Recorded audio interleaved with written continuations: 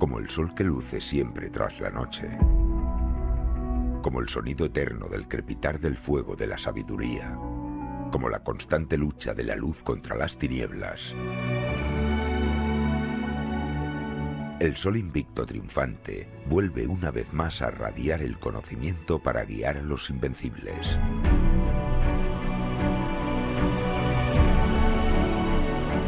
La chispa de la radio iluminará un nuevo camino, mientras el ave fénix de la sabiduría surcará la historia, el arte, los clásicos, la ciencia y la actualidad. Comienza el viaje de los invencibles. Asciende con nosotros por la escalera de Sofía. En Radio Sambi, Sol Invictus, in Lux Veritas.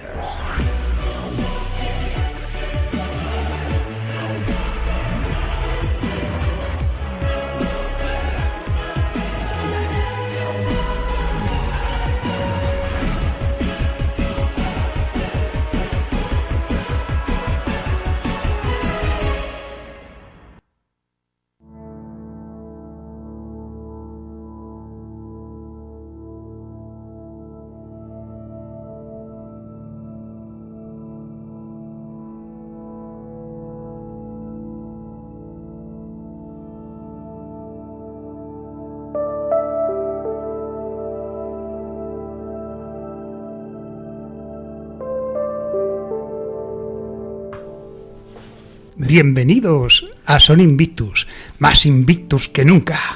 Y hoy, aquí, en este programa muy especial, vamos a hacer algo distinto, un programa distinto totalmente a los que nos conocéis, os vais a sorprender. En la primera parte vamos a hablar de la historia del arte. Se dice que el arte es el concepto que engloba todas las creaciones realizadas por el ser humano para expresar una visión sensible acerca del mundo, ya sea real o imaginario, mediante recursos plásticos, lingüísticos o sonoros. El arte permite expresar ideas, emociones, percepciones y sensaciones. Hablaremos de todo ello y en la segunda parte no os lo podéis perder. Ya he comenzado con un pequeño guiño, ¿no? Vamos a hacer un homenaje al gran Héctor del Mar. Y vamos a empezar, como siempre, presentando a mi mano derecha, ¿cómo te queremos, Luis? Luis Silva, ¿cómo te queremos? Silva, no salgo antes de empezar el programa. Bueno, esto parece ya el wrestling ya, van por ahí los tiros. ¿Cómo está hoy el amigo de Cristóbal? Está lanzaete. Pues aquí estamos, vamos a ver eso, no la historia del arte, sino la historia del arte, que eso es distinto. A ver qué nos cuenta el profe favorito del programa. Muchas gracias, Luis. Y cómo no, a mi mano derecha, ha vuelto con fuerza la montaña. Si la montaña no va, Sol Invictus va hacia la montaña.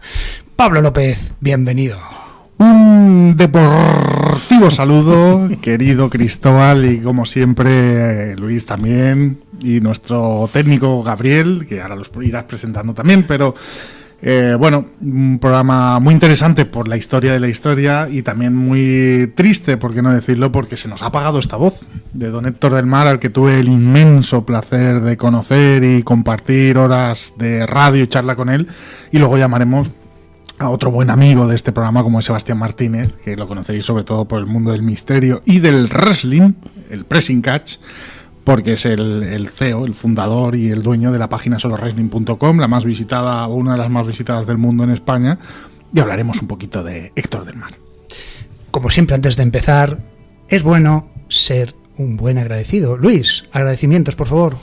Pues bueno, que deciros, ¿no?, a vosotros por estar aquí y, como no, Radio Sambi, que nos cede las instalaciones, dirección de Radio Sambi, Alfons Murga, Gaby, técnico. Sin él esto no funcionaría. ¿Qué más? O sea, ¿qué más podemos pedir que estar en estas instalaciones tan agradables y tan hermosas? Es hora de comenzar.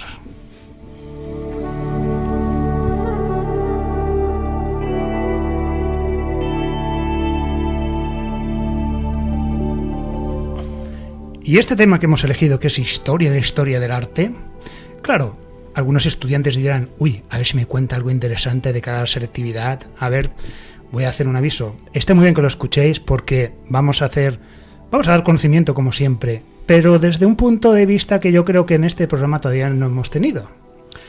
Así que prepararos, vamos a llegar hasta donde llegamos, porque esto no es un examen, simplemente es radio y conocimiento. Una pregunta que dejo encima de la mesa. ¿Qué es arte para vosotros? Luis. Uf, claro, me pillas aquí en frío, que casi no sabía ni de qué iba el título del programa hoy. El arte, yo creo que el arte es una manifestación, ¿no? Es algo... Y ahora cuando estabas hablando, me acordaba cuando has hecho la presentación de la definición del arte, me acordaba del síndrome de Stendhal. Suena, ¿no?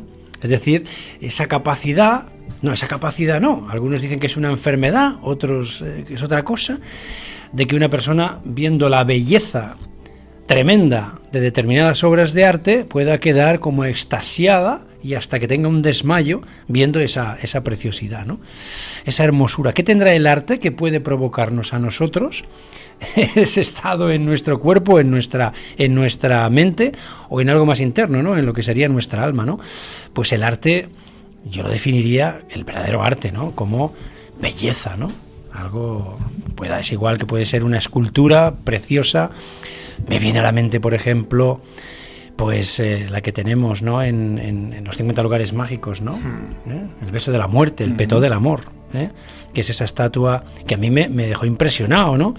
No llegué a ese estado de Stendhal, ¿no? Ni mucho menos, pero la verdad es que quedé maravillado ante la belleza de esa estatua que simboliza la muerte, con unas alas no unas alas de murciélago, sino unas alas pues de un ave normal y corriente, como las que tienen los ángeles, en forma de arco gótico, todo esquelético precioso, que sujeta con sus brazos para que no se caiga del todo y no se derrumbe al joven fallecido, ¿no? Es una estatua extraordinaria.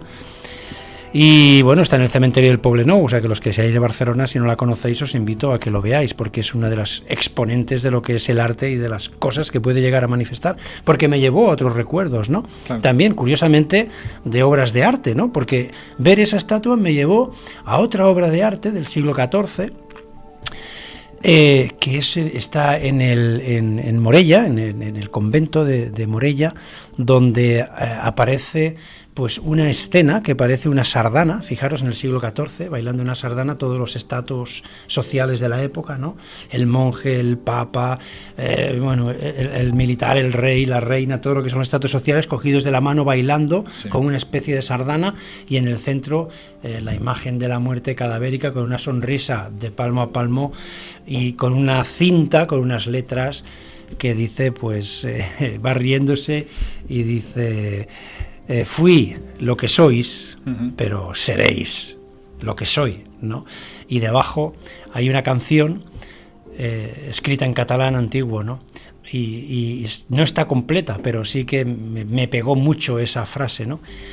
Que dice, on és lo teu tresor, o es a lo teu cor, ¿no? ¿Dónde está tu tesoro? Está en tu corazón, ¿no? Es decir, fíjate, de una imagen de arte me lleva a otro sitio, es decir, a una imaginación, a un estado del alma de paz, de armonía, y en fin, y eso es lo que puede manifestar el arte. Fantástico. Si te llego a decir el tema un par de días antes, cerramos directamente con el programa y le podemos ir a tomar ya la cerveza y la butifarra. Porque ahí en Morella, viendo esta imagen, me llevó a... Seguro, podríamos a seguir. La imagen de Sofía de París en la Catedral de Notre Dame, etc. Me callo. Podríamos seguir y seguiremos sin duda, Luis. Claro. Pablo, ¿qué es para ti el arte?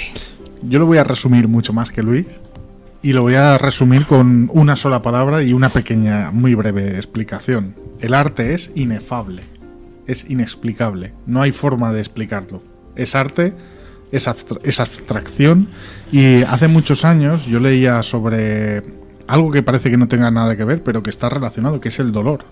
El dolor es también inefable, no hay una forma de explicar cómo te duele algo. Te duele, mayor, menor intensidad, puedes dar sinónimos, antónimos, decir las palabras que quieras, pero no vas a expresar nunca lo que realmente es el dolor, solo lo sientes. Y en el arte creo que pasa algo exactamente igual. Es un fallo del lenguaje, no podemos explicar con palabras lo que sentimos cuando vemos arte. Y el arte no es igual para todos, por lo tanto es inefable. Bueno, a mí déjame hacer una puntualización, porque ahora que habla Pablo, fíjate, ahora voy a hablar de alquimia. La alquimia se llama Canon Artis, ars magna. Ars magna. El arte magno. El canon artis, la obra suprema. Es decir, la alquimia también es arte. El alquimista ha de ser un artista que ha de elaborar su obra belleza. La máxima expresión de belleza para el alquimista es la piedra filosofal. Pero fíjate, hasta la alquimia es arte. Todo es arte.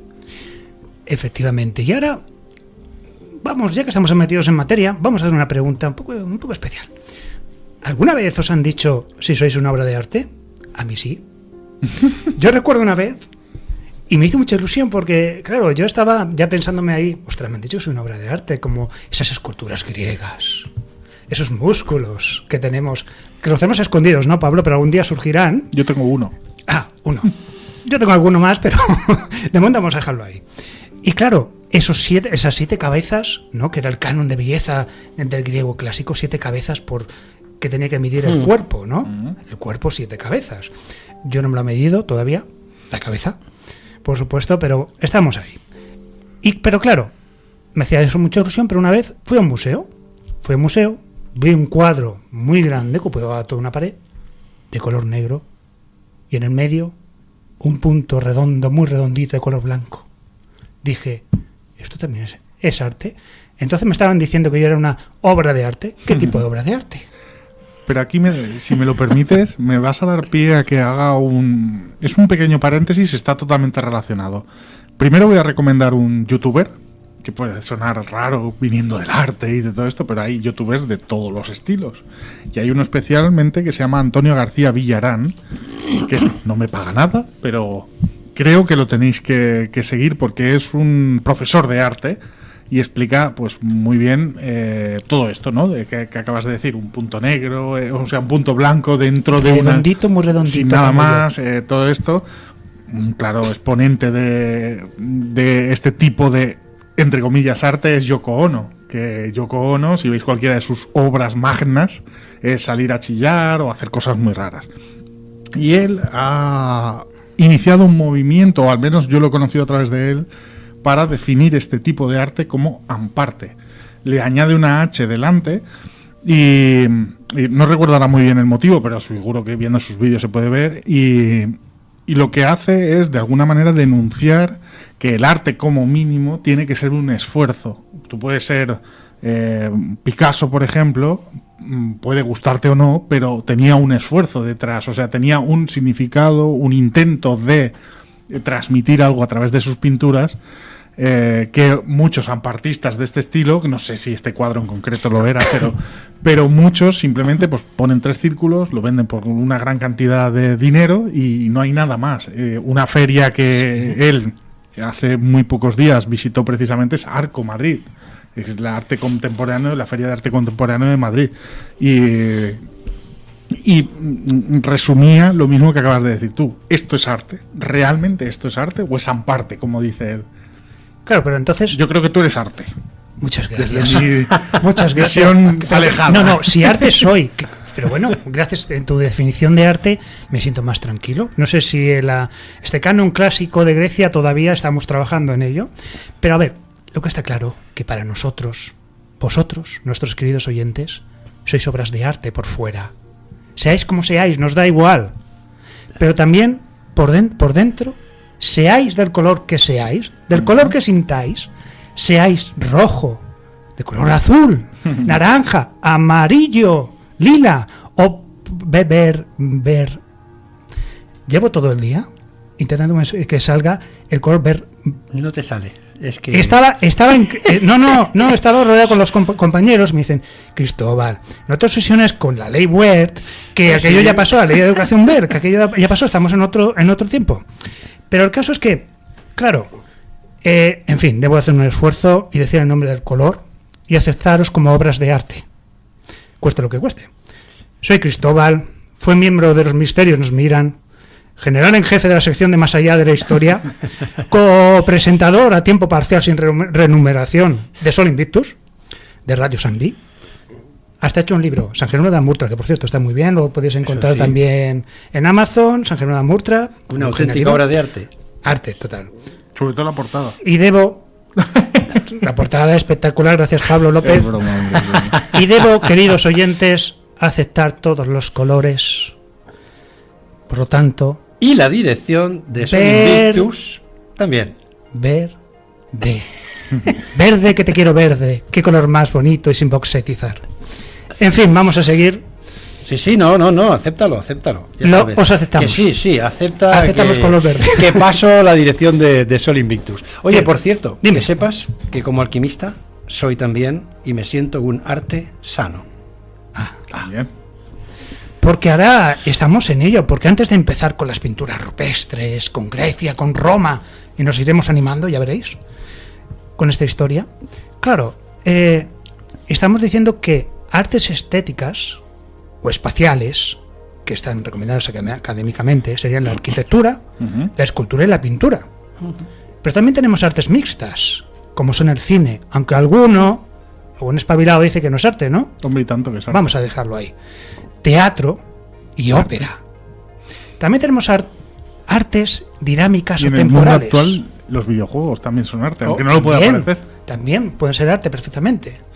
Y dentro de estas artes dinámicas o temporales no podría faltar la música, que la hemos tenido ya en este programa, También. Sony Invictus, la danza Ujú. y, por supuesto, la literatura. Claro. Esto no hay ninguna duda. Claro, ahora vamos.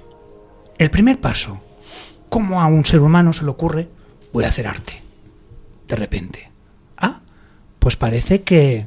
Sorpresa, no fue un Homo sapiens el primero que hizo arte. No, No. Parece ser un poquito antes, ¿no? poquito antes. Los neandertales se han encontrado pinturas suyas en Cantabria de hace 64.000 años. ¿Por qué sabemos que son los neandertales? Porque que sepamos, todavía el Homo sapiens todavía no había llegado a la península ibérica. Ya estaban aquí los neandertales. Y en la cueva Pasiega, por cierto, que están pintadas en la cueva, se ha descubierto hace poco. Y es realmente algo, yo creo, que llama la atención. Por supuesto, después tenemos esas pinturas rupestres fantásticas. Luis, tú has viajado, has visto algunas de estas pinturas rupestres, Yo he visto Altamira en su momento, la original. la original. Claro. Yo Y vi- el bisonte. Yo vi Tito Bustillo, la de Tito Bustillo. Vamos a diferenciar dos cosas, porque si nos referimos a las... Vamos a centrarnos, con perdón, solo en la península ibérica, ¿no? Que es que quizás lo que conocemos más, podemos hablar con más atino. Podemos distinguir la zona cantábrica y las zonas montañosas del Mediterráneo. ¿Qué diferencias hay? La zona cantábrica, las pinturas son de tipo figurativo, es decir, representan animales, su técnica es naturalista y lo que conviene es que representan los animales con muchos detalles, como el bisonte que me estabas diciendo, Luis. En cambio, si hablamos del Mediterráneo, ¿qué diferencias hay? ¿Cómo eran aquí las pinturas rupestres? Muy sencillas. Esquemáticas. Muy sencillas. ¿Y Y qué? muy Cuatro representati- trazos. Muy representativas del humano, ¿no? En este caso. Sí, Correcto, sí. Un porque- arquero con 4 líneas te montan un Exacto. arquero. Esa es la gran diferencia, porque aquí se encuentra el ser humano haciendo distintas actividades, con animales, caza, escenas de caza, etcétera.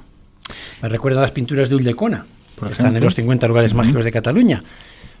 Con esos, la verdad es que es una escena realmente preciosa, ¿eh? Y es sorprendente que como las piernas pues son así una V boca abajo. Claro, nada. Bueno, claro, el arco pues es una semicircunferencia, se ven las flechas que son las líneas rectas, los animales también muy, muy fácilmente dibujados. Realmente que son unos trazos muy sencillos, pero muy creativos.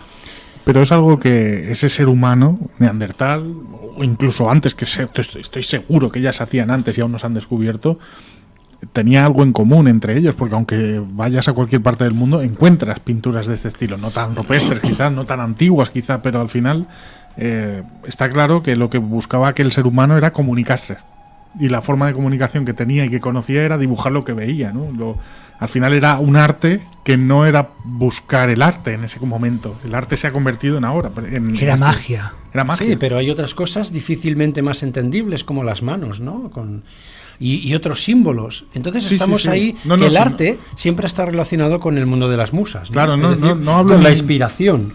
No hablo que no sea arte, sino que ellos no pretendían convertir aquello en arte. No, sino no, su no, intención no. total era Simbolismo, comunicarse. comunicarse. Comunicarse o dar a comunicar a Cuidado los con siguientes esto. porque eran Claro, éramos nómadas, o sea, nos íbamos de un sitio a Claro. otro. Era una forma de Cazadores, recolectores. Claro, de dejar un aviso, o un mensaje, una señal, era un lenguaje al fin y al fin. Mirad una cosa, recientemente se ha descubierto unas pinturas rupestres donde hace poco la historia academicista decían que allí no había pisado el ser humano durante muchos milenios, el ser humano no había pisado los Pirineos.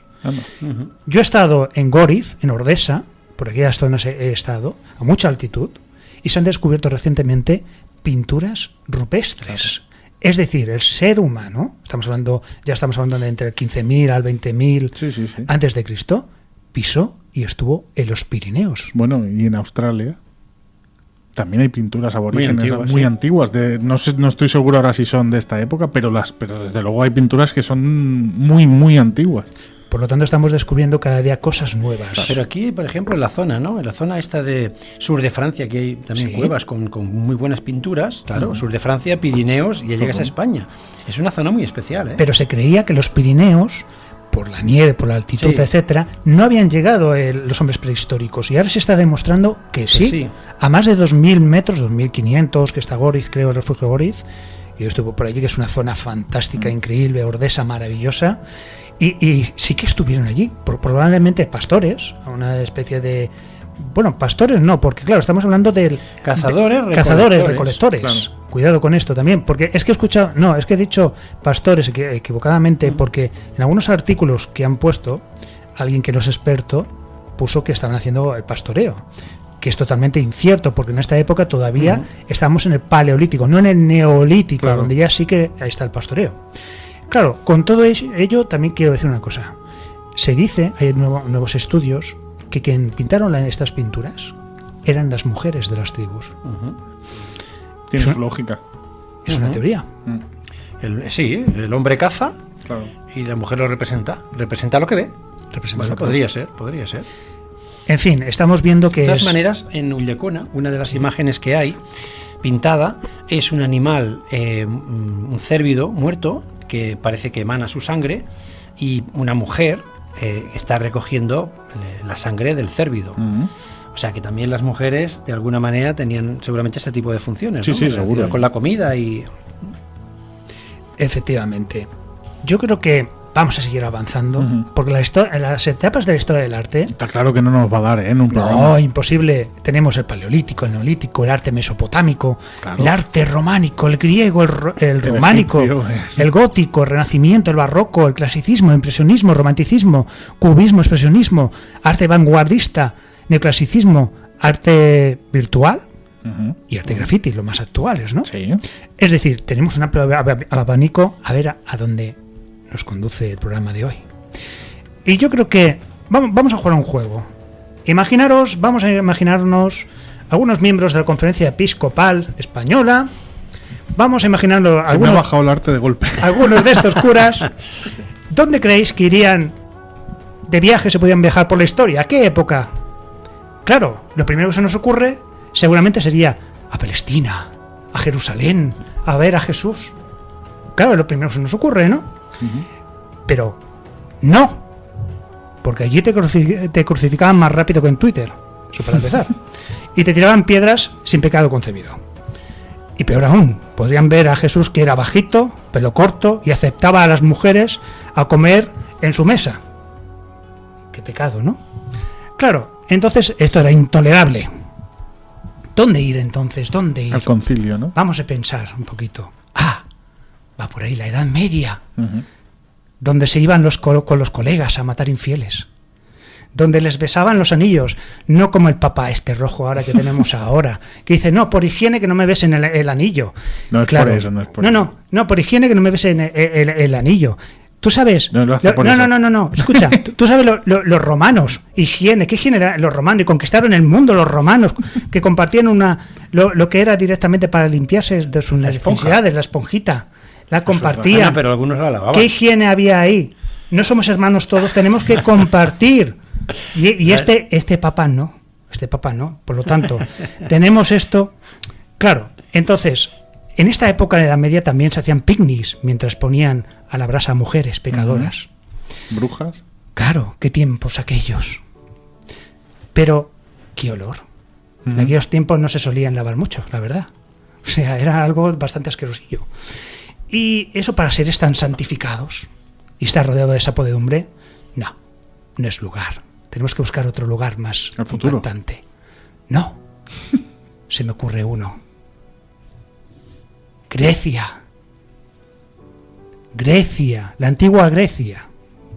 Y vosotros diréis, ¿por qué Grecia? Es que en Grecia las mujeres estaban en casa. Las mujeres estaban en casa y los hombres podían hacer sus cosas, sus guerritas, ir para allí, para allá, para un sitio, para otro, sus compras, etcétera.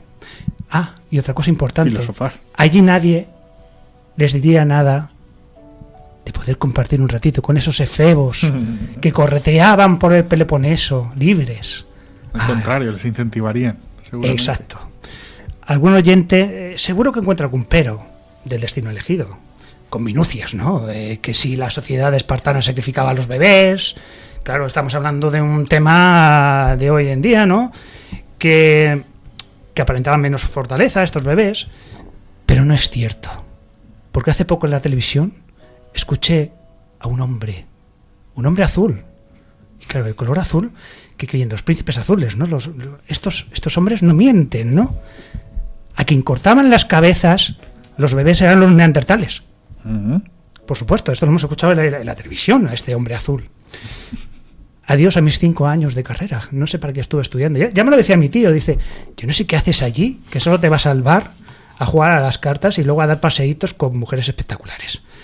La verdad es que, aparte de eso, yo creo que es el lugar perfecto para irnos de viaje y conocer un poco más de Grecia y su arte.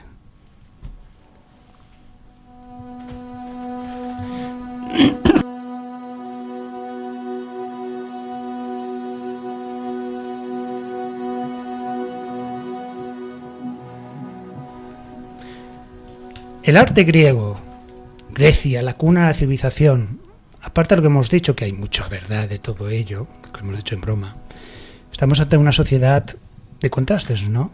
Porque sí que es verdad que es la cuna, de la filosofía, podemos decir.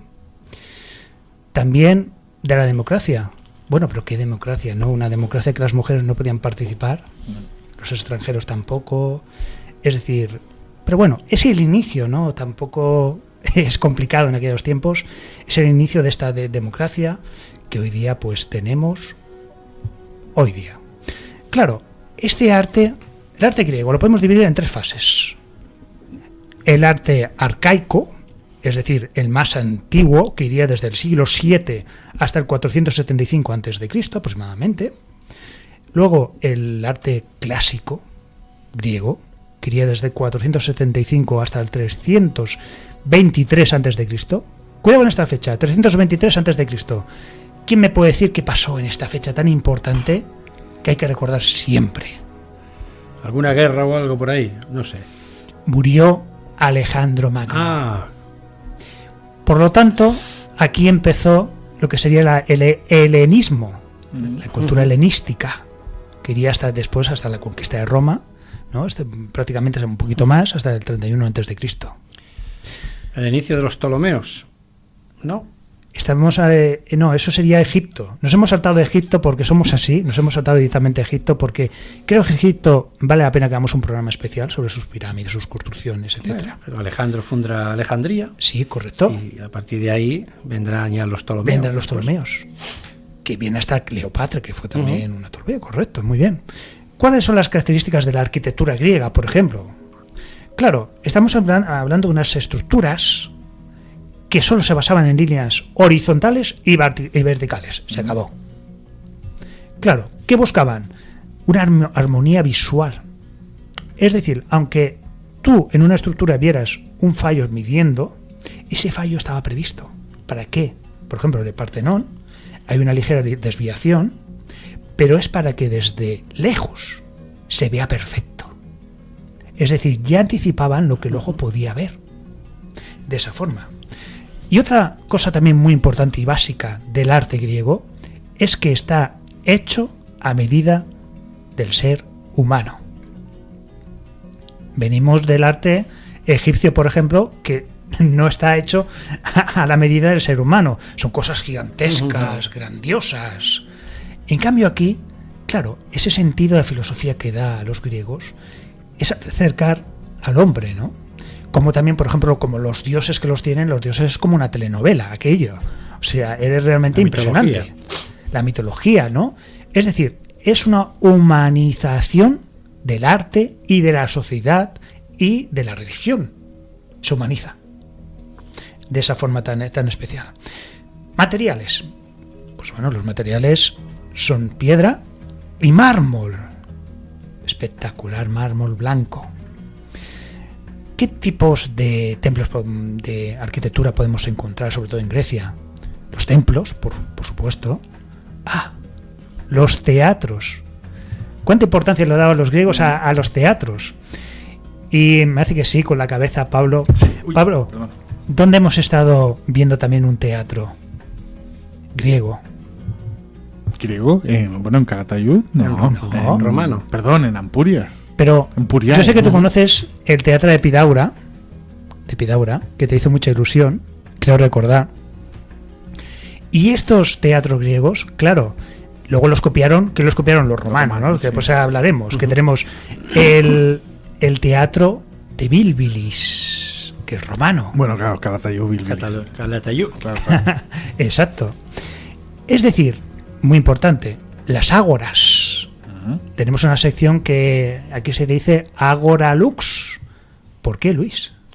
La plaza del pueblo, el lugar donde se hablaba, la gente hacía allí su vida prácticamente, ¿no? Sería más o menos casi como el mercado, ¿no? Claro, hoy en día es diferente, pero entonces el pueblo se reunía ahí en la plaza y cada uno hablaba de sus cosas, ¿no?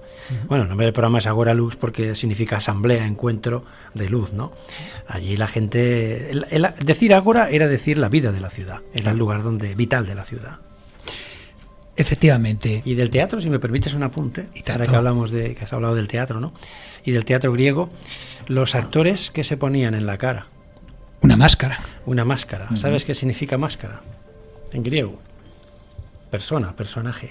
Sí. Es decir, cuando el griego hacía el teatro, se ponía la máscara para decir, el personaje que estoy interpretando es esta máscara. No soy yo, Claro. soy otra persona. Y déjame otro dato importante. Bien lo has dicho. El griego. Porque no porque el verás a romano- ninguna griega No, claro. haciendo teatro. Es decir, cuando se tenían que trasvestir Eran para hombres. representar una obra, como Sófocles, ¿no? Unos famosos que escribían estas obras, pues eran hombres disfrazados de mujeres. A este punto llega, ¿no?, un poco el machismo, ¿no?, de esta sociedad. Y una cosa curiosa también del teatro, que supongo que luego llegaremos, pero que igual que en Grecia sí que estaban relativamente bien vistos y era relativamente querido el teatro, en Roma eran lo peor de lo peor. O sea, ser actor de teatro romano era como el despojo de lo peor, de los peores trabajos que podía haber en los momentos iniciales. Luego sí que los romanos, Sí, pero gracias tenemos a nuestro queridísimo llamado Publio Cornelio Escipión. Escipión y su legado, y luego los demás fueron trayendo ese teatro ya más greco-romano, más griego, más de emoción. Pero entonces cuando lo hacían en medio de las plazas y montaban 4 tablones eran los despojos, eran lo peor de lo peor. Efectivamente, porque es que fijaros una cosa, es que también en Grecia encontramos los gimnasios. ¿Qué se inició en Grecia? Algo que ya está en nuestros días. Los Juegos Olímpicos. Pero no solo los Juegos Olímpicos, porque había otro tipo de juegos también, donde demostrar cada polis, porque estamos hablando de una sociedad de polis, que polis significa ciudad de estado. Cada ciudad, podemos decir Corintio, Esparta, Atenas, etcétera, pues se gobernaba a sí misma. ¿Y qué hacían? Para intentar tener una pequeña unión cultural, también hacían estos juegos. Los que han llegado hasta nuestros días, efectivamente, son los Juegos Olímpicos. Porque en aquella época se le daba también mucha importancia al cuerpo, ¿no? Al cuerpo, a estar atléticamente. Estos músculos que vemos, por ejemplo, en una representación en algunas estatuas, se le da muchísima importancia. Por eso es capital estos gimnasios. Y de hecho, los dioses griegos por eso son así casi todos, ¿no? Esbeltos, guapos, Sí. igual que venían de Egipto, que aunque tenían buenos cuerpos, las cabezas eran de animal en su mayoría, por lo feos que eran, supuestamente, por lo horribles que eran a nuestra visión. No, pero es que, fíjate, estamos hablando ahora de esculturas, ¿no? Me va muy bien también por el tema, porque el periodo arcaico de la escultura vemos con una sonrisa siempre representadas, una pierna un poco avanzada y los ojos en forma de almendra. Es decir, bebe mucho de lo que es todavía Egipto. Claro. Sin movimiento, sin mucho movimiento. Sí. Conforme vamos avanzando en el tiempo en Grecia, veremos como hay mucho más movimiento. Va evolucionando. El periodo clásico, por supuesto, ya vemos los brazos más separados del cuerpo, vemos en estas estatuas. La proporción que hemos dicho de 7 cabezas, ¿no? del cuerpo, tiene muchísimo más dinamismo. Tenemos, por ejemplo, al disco de Miró, impresionante el movimiento que hace con el disco para lanzarlo, este atleta. Vemos un contraposto, es decir, ligeramente el pie, uno de los pies hacia adelante también.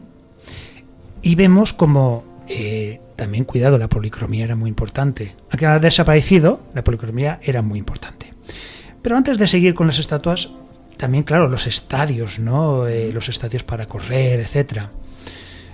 Claro, muchos dirán, ostras, ¿y dónde luchaban los gladiadores estos? No, eso es Roma. Eso es Roma, que son los anfiteatros, que es la unión de 2 teatros. Claro. Después hablaremos del Coliseo, porque también vamos a comentar algunas obras de arte más famosas, yo creo, que podemos encontrar a lo largo de la historia. Y vamos a seguir con la arquitectura griega, ¿no? Claro, es que no hay que olvidar que el nacimiento del urbanismo nació en Grecia, Luis. Nació en Grecia, el urbanismo. Es decir, cómo planificamos una ciudad nació justamente en Grecia. Tenemos, por ejemplo, el trazado hipodámico. El urbanitas es el ciudadano. Correcto. Y ahí viene la urbanidad. Cuidado. Ya no hablamos de civismo, sino hablamos de urbanidad, que Exacto. Es el sentido griego. Y hay una diferencia entre el mundo romano y el mundo griego. Porque el mundo romano, lo que no está escrito, no está penalizado. Es decir, lo que le pasa es nuestra herencia en el derecho romano es así. No puedes castigar a alguien en el Código Penal si la conducta que ha hecho, aunque parezca muy lesiva, si no está tipificada, como se dice en términos jurídicos, en el Código Penal, ¿no? Y esto en el mundo griego, ellos tenían una cosa muy clara, ¿no? Tenían que respetar a la autoridad, tenían que respetar a la ley, pero también tenían que respetar a los demás. Es decir, tenían que ser buenos urbanitas.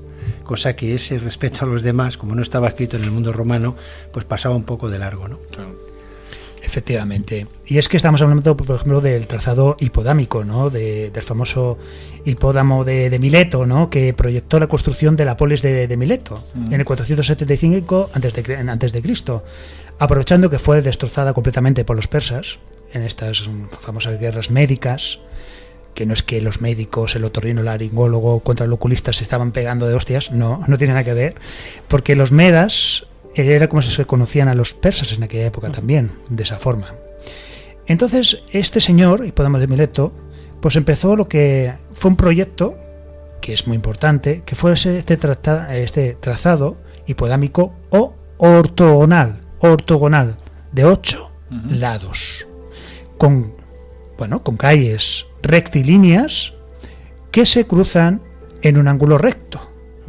Es decir, estamos empezando a organizar lo que sería ya las ciudades, ¿no? Sí. Estamos hablando del siglo V antes de Cristo. Imaginaros, Grecia, un gran adelanto en todo esto. Claro, también me gustaría decir, por ejemplo, vamos a ver, Cristóbal, alguno se preguntará, claro, pero esto del orden dórico, jónico, corinto, ¿eso qué demonios es? Pues es muy sencillo. Es como se conoce, por ejemplo, claro, es que la historia de Grecia es muy complicada. Algún día yo creo que haremos una historia de Grecia, ¿no? Propiamente, pero vemos también cómo vienen de todas partes de Europa, vienen colonizaciones que llegan a Grecia, los aqueos, también los dóricos, los jónicos, etcétera. Y de aquí salen muchos de estos nombres que vais a escuchar.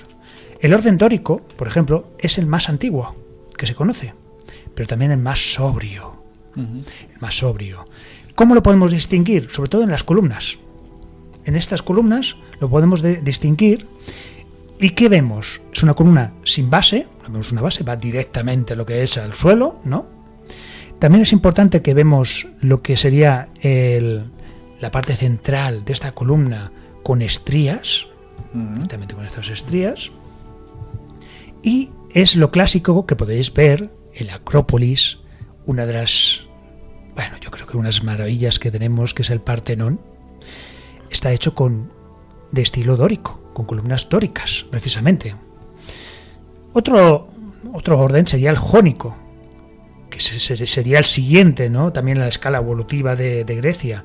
Estamos viendo que es más esbelto, más rico en ornamentación, y tiene algo que puede definir perfectamente.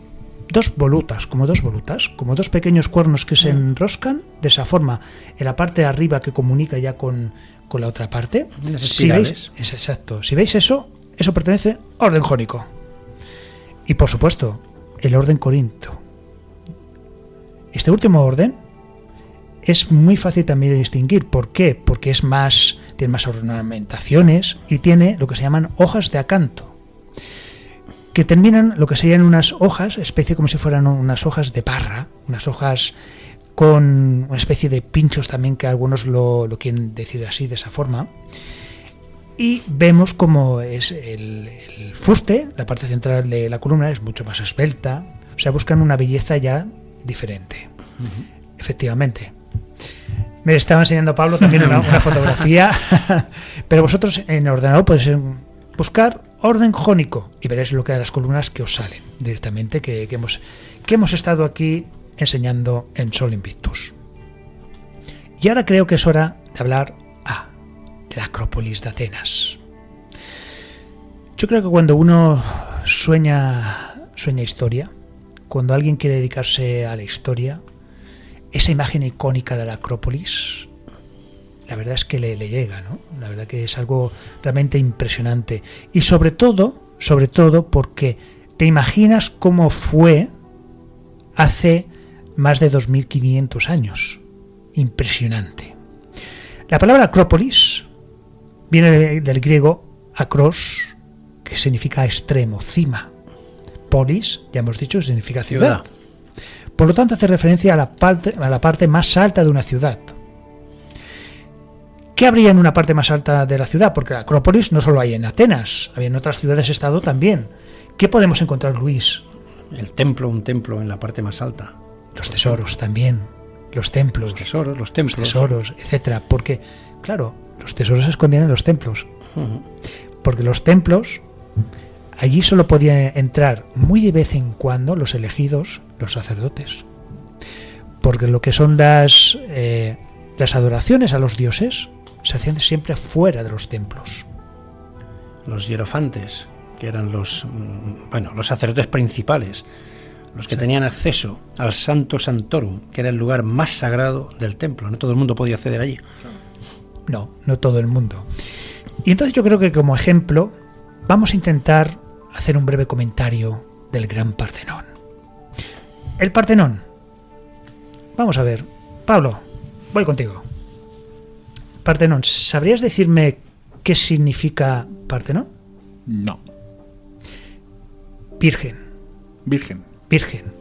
Y se refiere a Atenea, a la diosa Atenea, la protectora de Atenas, la gran protectora. ¿A quién se le ocurrió hacer esta monstruosidad, esta maravilla? Pues a Ictinios y Calícrates. ¿Cómo? Ictinios y Calícrates.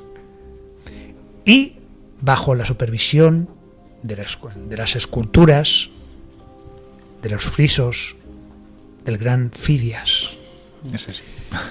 Ese suena, ¿verdad? Ese sí. Claro, es que ya hemos contado en algún programa que en el British Museum, por ejemplo, que estuve el verano pasado, pues tienen allí medio Partenón, a trozos los frisos del Partenón impresionantes con esas esculturas no añadidas de esa forma, contando batallas de Amazonas, de semi-animales también, y es realmente increíble.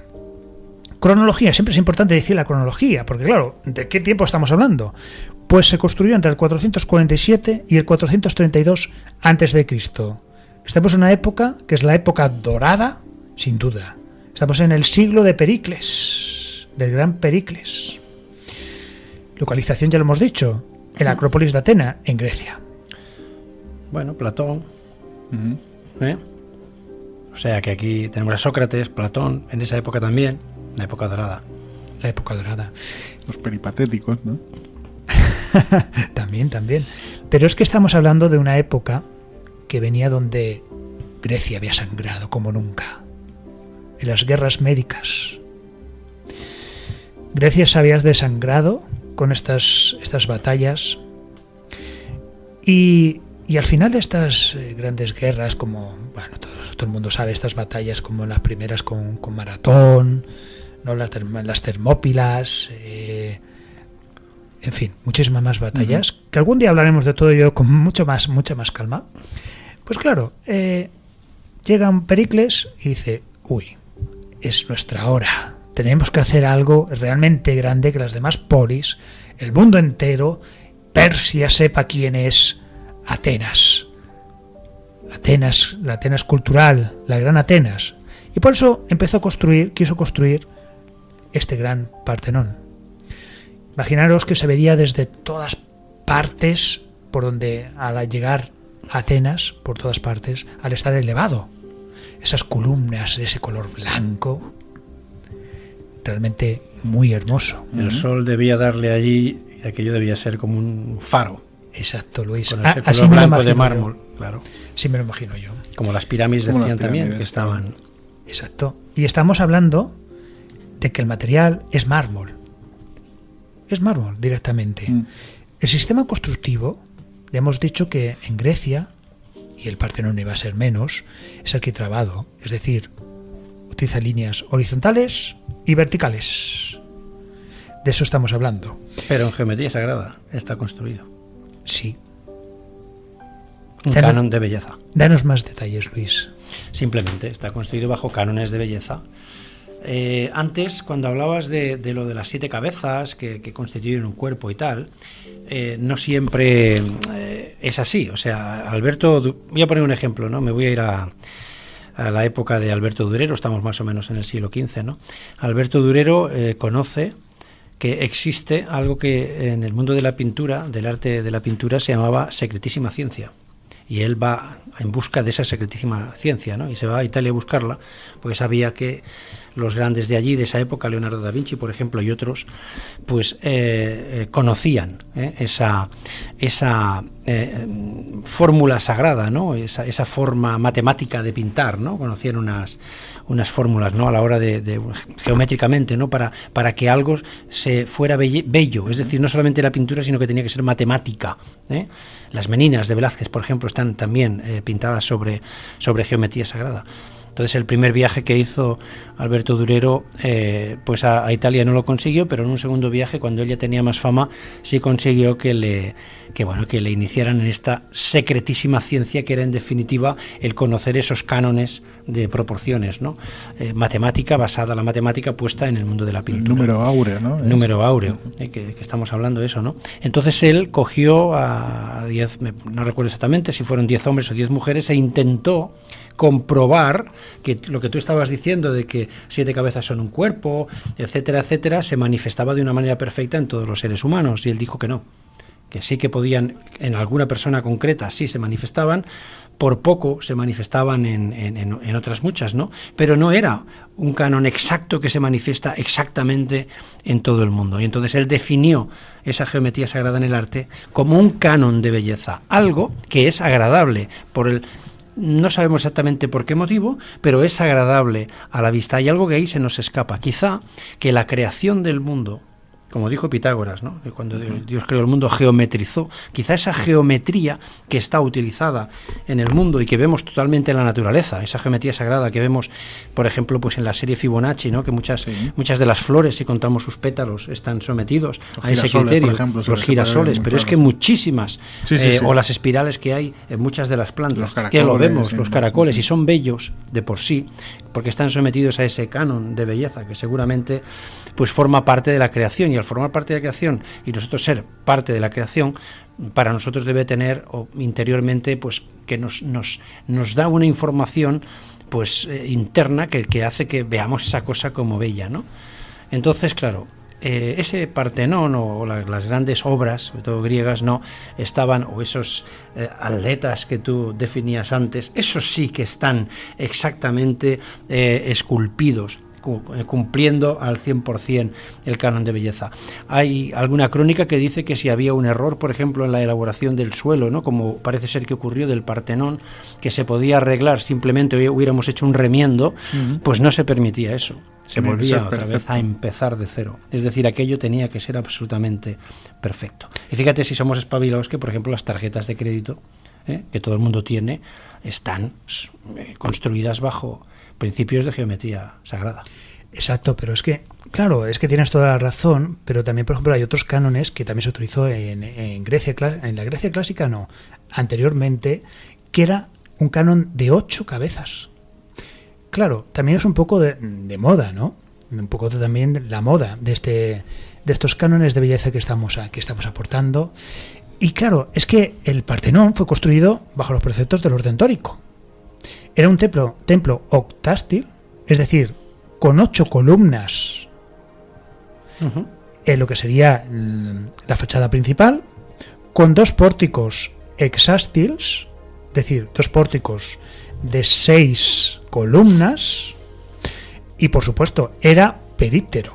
Períptero significa que está rodeado de 17 columnas, rodeado completamente todo el templo, 17 columnas.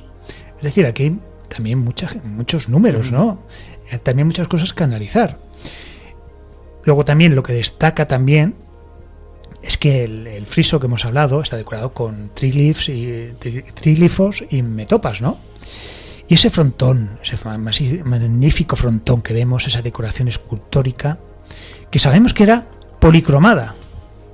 Pablo, ¿te imaginas esa policromía, ese color vivo? Aparte, debió ser realmente espectacular. Yo tengo un problema y es que soy incapaz de imaginarme todo esto. O sea, por mucho que te hagas una idea, es lo que hablábamos al inicio, o sea, es inefable pensar en cómo tuvo que ser, porque no tenemos la desgracia de poder verlo realmente. Pero las catedrales también eran policromadas. ¿No? O bueno, es que no me lo puedo imaginar, o sea, porque además también tenemos la visión de ese Partenón o esas polis que quedan y esas todo en ruinas, y eso impide que, aunque lo veas por ordenador, te puedas llegar a hacer una idea real de lo que había. Fíjate, yo me he hecho una idea, por ejemplo, en León, ¿no? En León nosotros pensábamos que las vidrieras, ¿no?, porque hemos ido a las catedrales, son oscuras, ¿verdad? Parece que la luz entra tenuemente por allí. No, es toda la contaminación de todos estos años que ha ensuciado los vitrales, ¿no?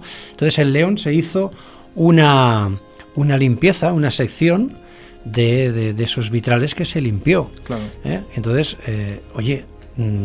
pasa la luz ahí, hay un color, es extraordinario, no tiene nada que ver con esos vitrales oscuros.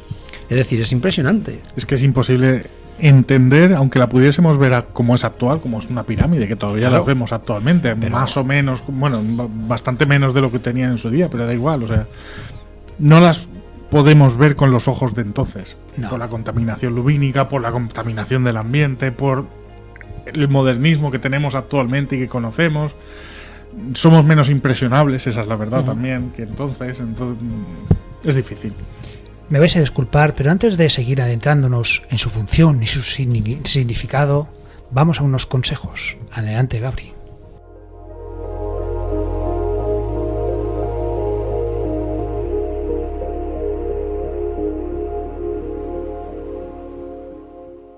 Estás escuchando Sol Invictus en Radio Sanvi.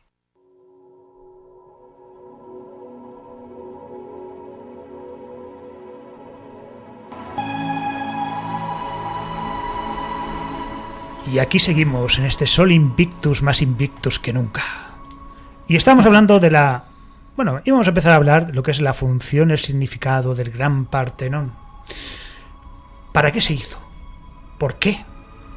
Bueno, tiene claramente una función religiosa, eso lo sabemos, ¿no?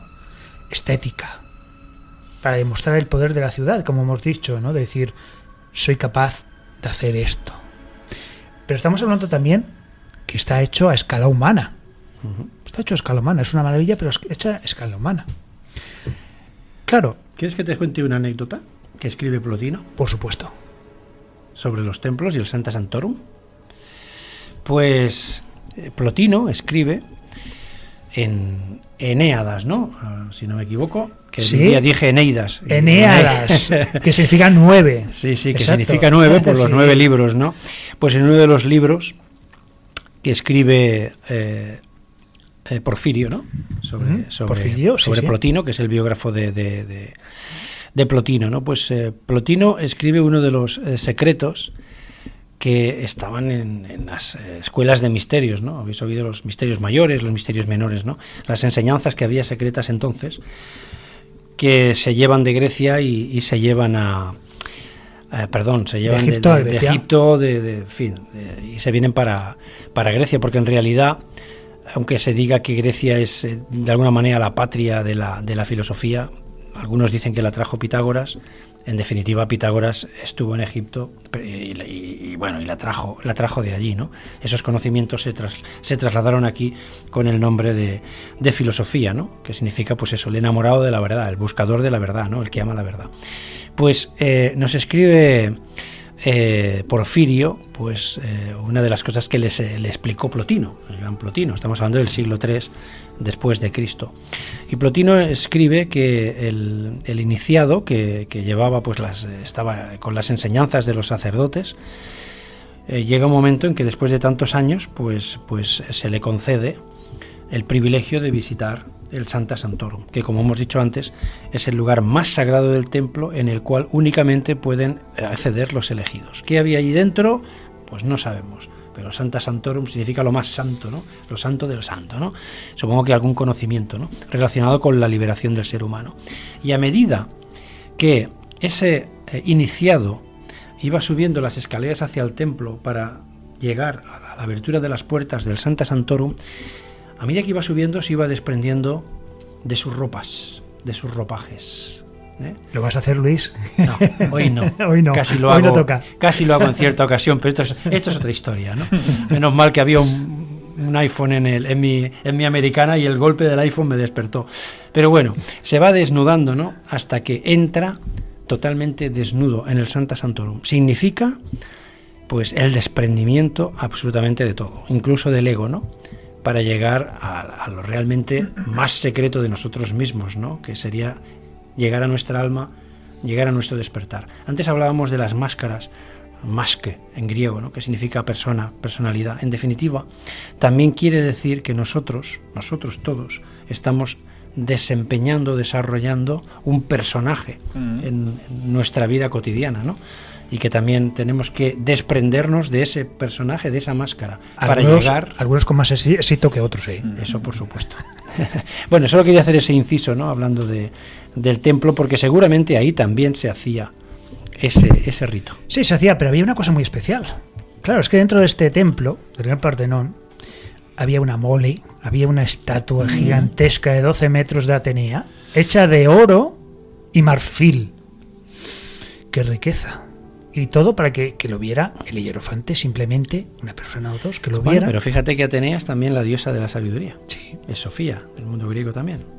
Es una Sofía. Qué lástima que no nos ha llegado este monstruo. Eso iba a comentar, no hay nada, ¿no? De ella. No ha quedado nada, absolutamente nada. Que sepamos. Bueno, algún día, algún trozo. Es que son 12 metros de oro y marfil. Eso es una riqueza extraordinaria. Y más sabiendo todas las guerras que han pasado en Grecia, con Turquía, etcétera. O sea, desapareció. Yo creo Ateneo. que... Ahí viene Ateneo. Exacto. Yo creo que para siempre ha desaparecido.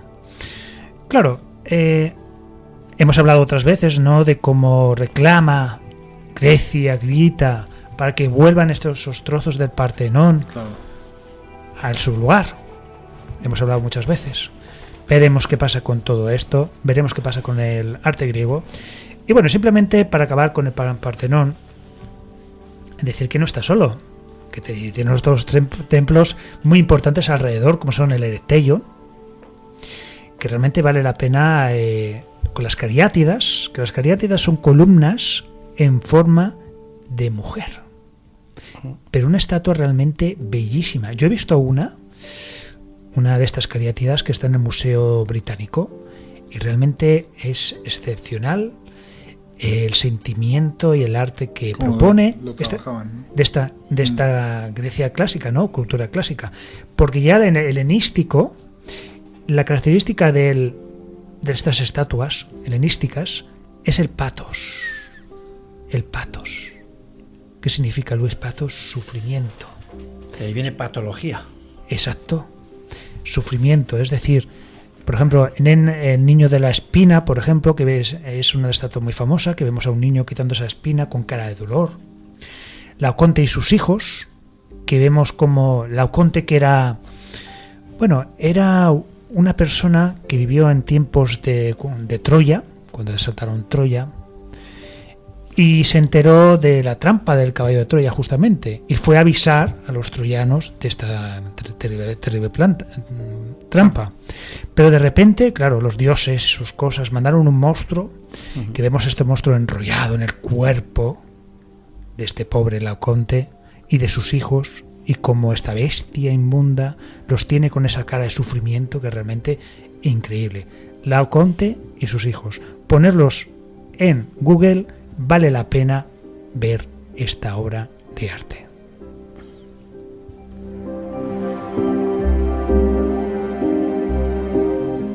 Y nos vamos a Roma. No sin antes decir que después de todo lo que habéis dicho y tanto arte, mucho arte, pero las pirámides ya llevaban 2000 años. O más. O más. Es un caso aparte, como hemos dicho. O más. Es un caso aparte de este arte. Pablo me enseña. Pablo, descríbenos lo que tú ves. He buscado la Coonte, que es escrito con 2 O's entre la C y la N. Y lo que figura es lo que hemos estado comentando todo el rato. Primero la figura, ¿no?, de desesperación, ¿no?, ante una serpiente, una especie de serpiente que le va rodeando, y las proporciones áureas que hablábamos antes, ¿no? Como todo está colocado milimétricamente ante un padre con un cuerpo perfecto, absolutamente escultural, como dice la propia palabra, así como yo cuando me levanto por la mañana.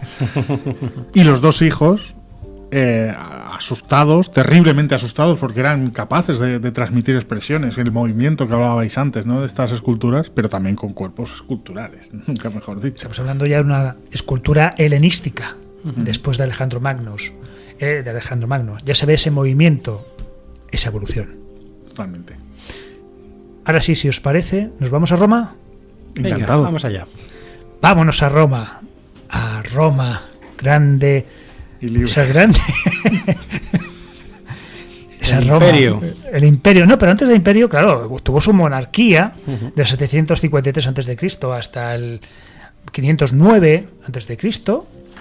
Voy a hacer otro pequeño inciso, pero como sé que no nos va a dar tiempo a hablar de Roma, ni mucho menos, me gustaría hacer otra recomendación muy rápida. Aprovecho para que os apuntéis. Más allá de la historia, programa, sección del desaparecido, los misterios nos miran, en el que nos hicimos un muy largo viaje por Roma, desde sus inicios prácticamente hasta prácticamente, no sé si no recuerdo exactamente. No llegamos al imperio, nos queda el imperio todavía por ahí. El imperio, pues tenemos la excusa para continuarlo. Para el imperio. La pero es que sí que me gustaría recomendarlo, porque hoy evidentemente no vamos a profundizar en Roma, es imposible por tiempo, pero y más que vamos a hablar más concreto del arte, pero quiero recomendar que escuchéis ese más allá de la historia dedicado a Roma. Te doy las gracias y te doy la razón. Es realmente espectacular, ¿no? Porque normalmente no tienes mucho tiempo y estuvimos, yo creo que 3 programas enteros hablando desde el inicio de Roma, las leyendas de Eneas, etcétera, y nos adentramos también en esta monarquía, ¿no?, de los 7 reyes, exacto, de sus mitos, sus leyendas. Realmente un viaje que vale la pena. Por supuesto, luego tenemos esa República Romana, ¿no? En la República Romana tenemos a nuestro querido amigo Publio Cornelio Escipión, que se las tuvo tiesas con el gran Aníbal. Sí, al que tampoco le hemos dedicado ningún programa, y yo creo que ya va siendo momento. Toca. Es que es algo que lo queremos tanto, que da tanto miedo. Yo creo que lo queremos tanto, ese No, y personaje, porque esas historias. también es una figura muy importante de la historia, muy infravalorada y que si no hubiese sido por Santiago Posteguillo, muy desconocida. Y solo se conoce a la otra parte, Aníbal, cuando Aníbal fue el que dijo que era el tercer mejor general de la historia y Publio le preguntó que por qué no se había puesto el primero y le dijo, porque estás tú, si no sí que sería el primero. En algunos foros de historia o foros por ahí, que no sé si no son historiadores los que escriben, dicen que sobrevaloramos a Publio Cornelio Escipión. ¿Es posible? Me entra un cabreo. Es posible. La verdad, no. Evidentemente ganó las guerras y evidentemente el que gana las guerras siempre se pone muy por encima del que perdió, pero En este caso no, en este caso Aníbal siempre, en las Claro. escuelas, en el instituto, siempre quien resuena es Aníbal. pero resuena también es curioso porque el día que hagamos el especial de Escipión hablaremos de Aníbal Por profundamente, supuesto, porque es que- nadie, y cuando digo nadie entiéndase que me refiero al gran grueso de la gente, no sabe lo que pasó después de cuando perdió la famosa batalla de Canae. ¿Qué pasó con Aníbal? ¿Murió? No murió. De No. hecho, luchó otra vez contra Escipión mucho más adelante. Y eso la gente, o tuvo un encuentro, se cree, con él en unos baños. Y tuvo esta conversación en la que él se posicionó tercero después de Alejandro Magno y no recuerdo ahora quién era el otro. Pero bueno, ya me lo recordaba. No, pero es que, a ver, también se inventó lo que dicen que puede ser la primera Claro, no, guerra biológica, ¿no? Tirando serpientes de un barco a otro, ¿no? Bueno, serpientes cadáveres, venenosas. Sí, cadáveres y Pues demás. es Pero- realmente un personaje increíble. Claro, quiero decir que cuando él se va de mercenario, por decirlo así, a Sí, trabajar para sí. otros imperios. Esto creo que es muy interesante y que tenemos que hacerlo ya. Lo tendremos que hacer, sin duda. El caso es que estamos hablando de estas némesis, ¿no? De Publio Cornelio Escipión y Aníbal, esa república, y por supuesto después vendría el imperio. Claro, yo aquí me enfado mucho cuando algún alumno, sobre todo en primero de la ESO, cuando a veces he tenido, pregunto, ¿quién fue el primer emperador de Roma? Me ponen Julio César. Claro, Digo, no es Julio César. fue Augusto. Augusto, Octavio Augusto. Octavio Augusto. Fue el primer emperador. Ujú. Claro, que hay muchísimas historias también que contar. ¿Hasta dónde más o menos podemos llevar el imperio? Bueno, muchos dicen, pero hasta el 476 después de Cristo, ¿no? Aproximadamente. Vamos a hacer generalmente características del arte romano. Primera característica muy importante. Es un arte propagandístico al servicio del gobierno. Ya sabemos que el arte también es propaganda. Hombre. Y más en Roma. También era funcional y sobre todo práctico, es decir, algo para usar. No le daban quizás tanta importancia a la belleza como otras culturas, incluso como la griega, ¿no? Sino algo más funcional. También sus construcciones también son bastantes colosales, colosales. Hablando de colosales, ¿de qué obra estratosférica podemos estar hablando? ¿El Coloso de Rodas? No. El Coliseo. Ah, el Coliseo. Tal vez. No, ¿cómo se llamaba el Vespasiano? No. Vamos a ver. Es que se llama Coliseo, es este gran anfiteatro que está en Roma, porque justo al lado había una estatua de Nerón gigantesca. Sí, pero bueno, ¿Quién hizo el el Coliseo? emperador que había en el momento era el padre de Vespasiano. Vespasiano, Vespasiano Claro. fue el que inició la construcción. padre de Tito. Y Tito Y- quien la acabó, que el pobrecito no gobernó mucho porque... Y otro de los grandes de la historia, por malo, Domiciano. Exacto. La trilogía. Es realmente excepcional. Este Coliseo, que es sin duda uno de esos eventos. Claro, un coliseo, un anfiteatro. Cuando nosotros cerramos los ojos y pensamos en qué se entretenían los romanos, aparte de compartir esponjas, como hemos dicho antes, Luis, en el lavabo, pues también, y aparte de matar, que eran unos sanguinarios totalmente increíbles, pues, bueno, pues se divertían en un lugar, los coliseos, que eran los anfiteatros, que es la unión de dos teatros, donde se realizaban lucha de gladiadores, naumaquias. Eso sí que me alucina. Me alucina muy fuerte. Naumaquias es lucha de... ¿Pablo? Perdón. Naumaquias. De los barcos, bueno, no me sale la barcos, palabra, es barcos. náutico, ¿no? Náutico. Claro. O sea, Es sí, decir, porque es verdad que llenaban- había también, hacían lagos, ¿no? Sí, llenaban el Hacían- Lagos, llenaban el Coliseo de también. lagos, sí, algo relacionado Realmente con el mar. excepcional. Y ahí se mataba todo Dios, vamos. Sí. Era realmente increíble lo que hacían. Y un apunte Sí. que está muy relacionado con lo que vamos a hablar después. En la lucha libre, el wrestling viene de Grecia. El arte griego Sí. de la lucha ya estaba bastante pactada en su día, ya se hacían luchas pactadas, que es al final lo que es la lucha libre, el pressing catch. Entonces era un arte, para mí ahora también lo es, pero es muy discutible, eso es cierto. Y los romanos, los famosos gladiadores romanos, no diré que todos, pero gran parte de esas luchas también eran pactadas. wrestling, también estaban pactadas. No tanto como era el caso de los griegos, porque evidentemente algunas luchas eran a muerte. Pero a veces y no había- interesaba. pero a veces, Interesaba. claro, el gladiador más famoso, el Exacto. temas económicos. Le ponía más facilidades a la hora se de la pactaba. batalla. Y no solo se pactaba, sino que se ensayaba esa lucha. También hay una cosa que decir. Y algunos dirán, ¿y el origen de estos gladiadores, dónde lo podemos encontrar? Bueno, ya sabemos que los romanos eran un poco copiones, ¿no? Todo lo que intentaban copiar, pero es que lo bueno de los romanos es que no solo lo copiaban, sino lo mejoraban. Claro, estas batallas de gladiadores se inició en el mundo etrusco. Los etruscos. Qué civilización más olvidada. Que justamente muy cerca de Roma floreció antes justamente de Roma, ¿no? De los romanos. ¿Y por qué surgió esto? Pues que cuando moría alguien importante, en honor de esa muerte, luchaban entre ellos, entre dos luchadores, luchaban muchas veces a muerte.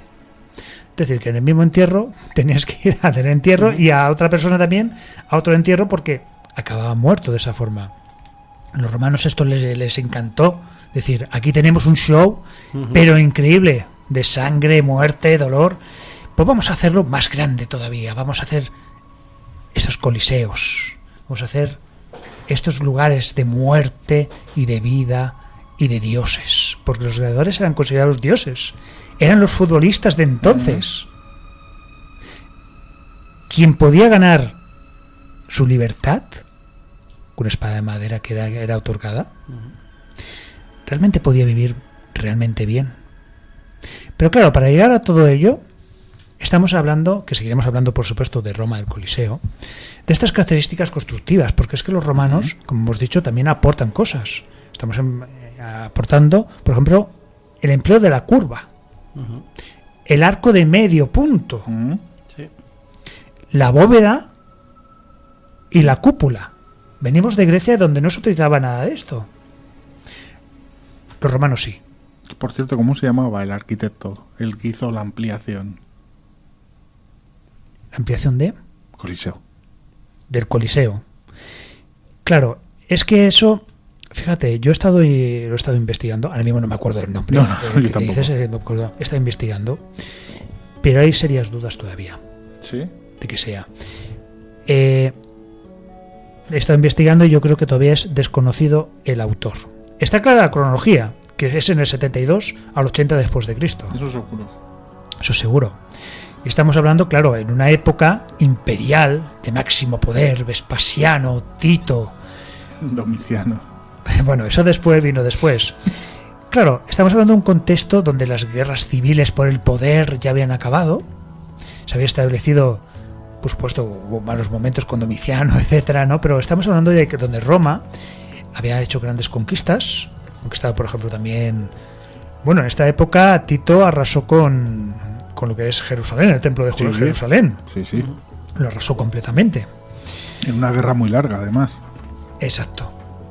Y vemos como, claro, este lugar está hecho de mármol, de piedra. Su sistema constructivo ya lo hemos dicho, ¿no? Que es arquitrabado y también con vueltas, ¿no? De los 3 primeros pisos. Vemos como, claro, es que tiene las órdenes que hemos hablado anteriormente, orden dórico, jónico y corinto. Las 3 lo tiene el Coliseo. En sus diferentes gradas, en sus diferentes lugares que iban subiendo. Tenemos estos 3 órdenes. Claro, El Coliseo que vemos hoy día le faltan cosas, porque los espacios que vemos del segundo y tercer piso, estas, que me entendáis, ¿no? Estas vueltas que vemos, estos espacios, aquí tenían esculturas, cientos y cientos de esculturas que tenía el Coliseo, realmente increíble. Y las trampillas por donde subían los animales, y que eran Sí. una especie de ascensores. Que por cierto, muchas veces los animales estaban asustados y no atacaban, ¿no? Claro. Pero ya les hacían ellos. Y ya para entonces tuvieron atacasen. que hacer inventos porque los animales muchas veces tenían miedo del ser humano, ¿no? Sí, y pero subían ya los animales no hacían nada, estaban acojonados y la gente allí silbando y... Ya los trasteaban Sí, ya. sí. Apolodoro de Damasco. San Google. Sí, Es el que- es posible, pero Bueno, Vamos, teóricamente es la ampliación, no es la el propio ampliación. Coliseo. No. Porque sí que no tenemos ni idea de quién construyó el Coliseo hoy día. Ojalá que algún día lo sepamos, ¿no? Que sí que construyó en teoría es lo de Trajano, ¿no? El puente. El puente de Trajano sí que lo hizo El Apolodoro puente de sí que Damasco. lo hizo Apolodoro de Damasco. El puente que iba hacia que el Danubio, cruzaba el Danubio, justamente. Y que y fue- Adriano se cargó. Exacto, fue una increíble, bueno, una obra realmente increíble, ¿no? Porque si algo destaca a los romanos, y lo explicamos más allá de la historia, eran que eran constructores. Sí, sí. Caminos, carreteras, acueductos, puentes. Eso es, digamos, lo que hizo, una de las cosas que hizo grandes, ¿no? A este imperio, al imperio romano. Estamos hablando, por ejemplo, de, fijaros, en aquellos tiempos, en el Coliseo, cabían 50.000 almas. ¡Pah! Es Más que en muchos campos de fútbol.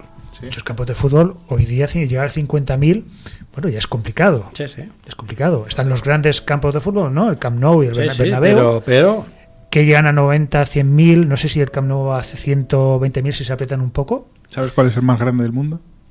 Dime. Dato absurdo pero curioso, el de Corea del Norte. 125.000 es que espectadores. allí el fútbol tiene que ser la hostia, ¿no? Bueno, fútbol no hay, pero hay que amar al líder por encima de todas las cosas. No, me viene muy bien a colación. ¿Qué hacen en Corea del Norte con este gran campo? Propaganda. ¿Qué hacían los romanos? Propaganda. Propaganda. Los ¿Qué juegos. hacía Franco con sus fiestas del trabajo en los estadios? ¿Propaganda? Como los nazis, lo mismo. Lo mismo. Es la Bueno, de propaganda hecho, los romana. romanos son los que toman la frase de pan y circo. Muy bien. Exacto, pan y circo. Cuando veía un emperador que dice, uy, se me está poniendo la cosa un poco complicada. Mirad, vamos a hacer unos juegos impresionantes. Vamos a repartir pan aquí por las gentes.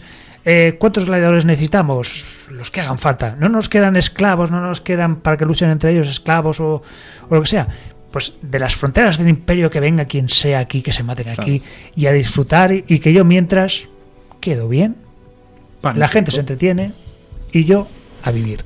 Y el pan y circo se ha seguido utilizando porque ahora ni hay pan ni hay circo. El circo muy malo, directamente Bueno, el circo muy malo. Simplemente ha cambiado. el Pero circo, ya pan, está. bueno, vamos a dejarlo ahí, el pan. Claro, esta gran innovación que hemos visto que hacen los romanos no se queda ahí, por supuesto.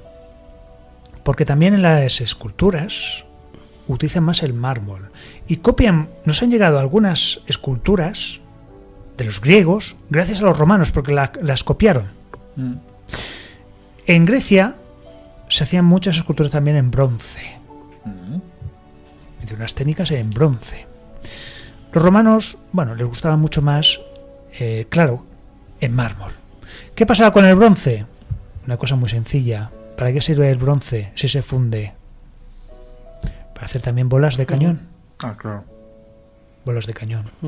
Por lo tanto, se perdieron muchísimo cuando... Cuando las transformaban. Las No daban transformaban. puntadas sin hilo, los romanos. No, entonces, claro, los romanos no llegaban a todavía eso porque eso fue, estamos hablando ya de 1700, 1800, vale. ¿no? Pero claro, los romanos dicen, no, yo lo voy a hacer de mármol, que son más lujosas, y nada. Y por eso, gracias a los romanos que también copiaron, nos han llegado algunas grandes esculturas que se han perdido, las originales griegas se han perdido al ser de bronce. Curioso, ¿no? La verdad Sí, es que es... creo que precisamente en Ampurias la famosa escultura que hay allí es una copia romana. Sí, Sí. totalmente. De una Sí. griega, evidentemente. Bueno, de hecho fueron copiones hasta de los dioses, o sea, Sí, claro. que- Bueno, y pero los griegos de los egipcios. Pero los dioses, te iba a decir, los dioses se han ido copiando Ya ves. y modificando según intereses y, como decía Cristóbal en su inicio de exposición, o sea, los sacerdotes y demás han ido modificando la historia de los dioses a su gusto, para infundar en la mayoría de ocasiones el miedo en el pueblo. Efectivamente, estaba mirando como siempre el reloj imparable. Tic-tac, tic-tac, el reloj El gran imparable. depredador, el tiempo. El tiempo, Cronos. Cronos. Cronos, lo tenemos aquí. Y claro, yo Saturno. tenía preparado, El Cronos griego, Saturno. teníamos preparado, Luis, también lo que sería después el románico, el gótico, también hablaríamos de Goya, también después, bueno, es decir, teníamos un recorrido tan grande que quizás, si queréis, algún día, pues podemos seguir. Le hemos dejado el arte en Roma. Vamos a acabar estos últimos minutos de hablar un poquito de Roma y ya enseguida vamos a pasar a esa sección. Para acabar, el arte. Hasta Roma, Luis, algo que decir, tenemos algo. ¿Qué te ha parecido esta evolución del arte hasta Roma? Bueno, pues la verdad es que ha sido muy interesante y volver a recordar pues todo lo que había estudiado de peque, ¿no? El dórico, jónico, corintio, y ha sido un repaso muy interesante y que seguramente pues que muchos de los que pues tienen que estudiar historia y historia del arte pues les va a encantar, ¿no? Ha sido un repaso rápido, pero a la vez yo creo que bastante intenso, con apuntes que no tienen nada que ver con temas académicos, pero que podrían enriquecer cualquier trabajo que haga cualquier estudiante, ¿no? Está claro. Yo no te voy a perdonar y me va a doler un poquito que te hayas saltado a Egipto, aunque me quieras hacer un especial. Pero fuera bromas, evidentemente, la historia del arte. O sea, el arte es lo que decíamos al inicio, ¿no? Es la. Y Babilonia, y Sumeria, tantísimo, bueno, ¿no? eso tan bueno, Es que al esas final obras es imposible. gigantescas, ¿no? Abarcar Esos- la historia del arte es imposible. Es imposible. Es imposible, pero no pasar por Egipto es pecado.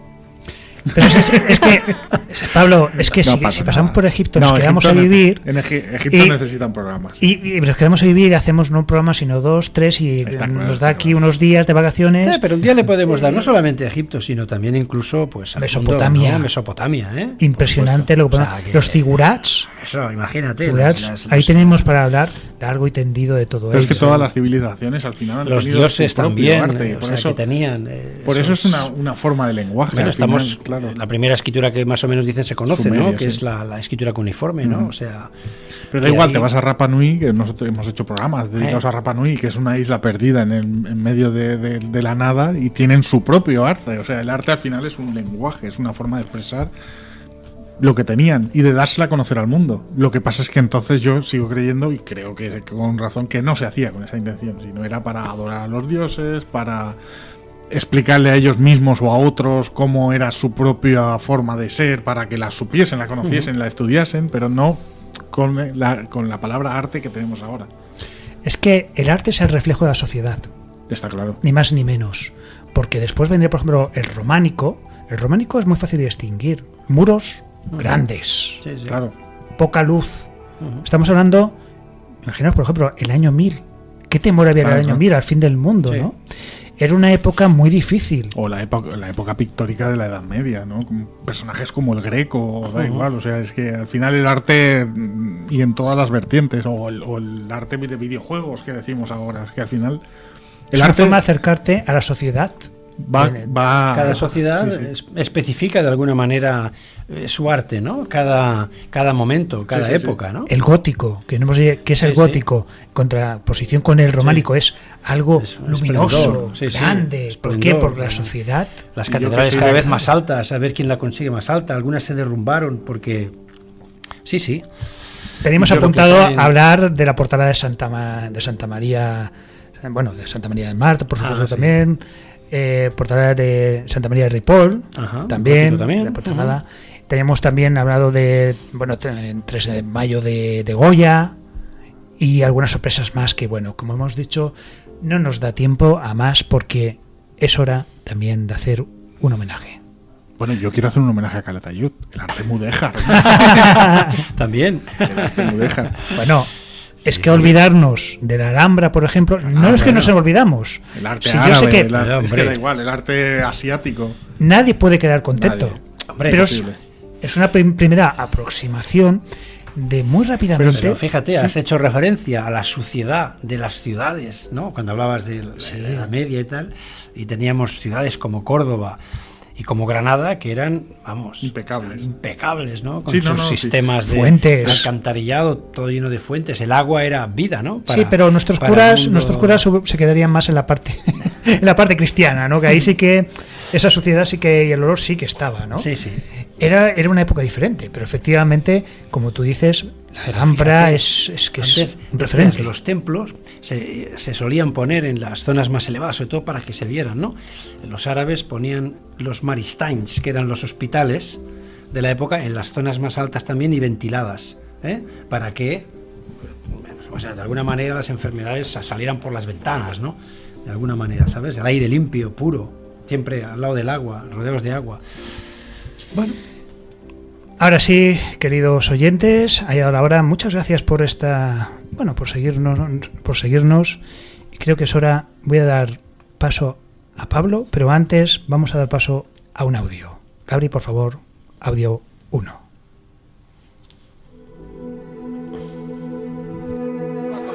Pone ambos brazos sobre el pecho, va a sacar la lengua. 2 y 3. Ha ganado este hombre, Undertaker. Ha ganado Undertaker. Atención, porque 15 victorias consecutivas en WrestleMania, pues ha conseguido vencer en 15 ocasiones. Se lo merece este hombre. Es uno de los iconos principales, de la WWE. Ahí tenemos Undertaker. Undertaker, ¿sabe lo que te decimos? ¡Viva la madre que te parió, Undertaker! ¡Viva la madre que te parió, Undertaker! ¿Cómo te queremos? ¿Cómo te queremos, Undertaker? Undertaker, más enterrador que nunca.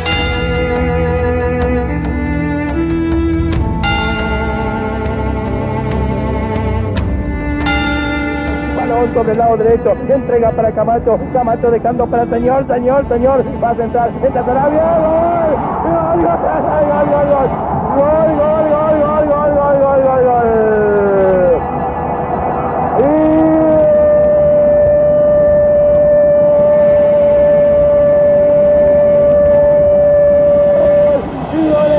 Gol español, gol de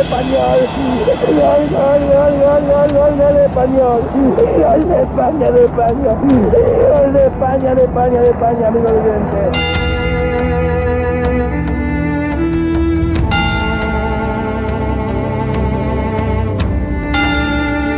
La verdad es que estamos contentos, de verdad, de poder compartir estos momentos de radio que son tan bonitos, porque hemos entrado, pues yo sé, en muchos hogares, ¿no?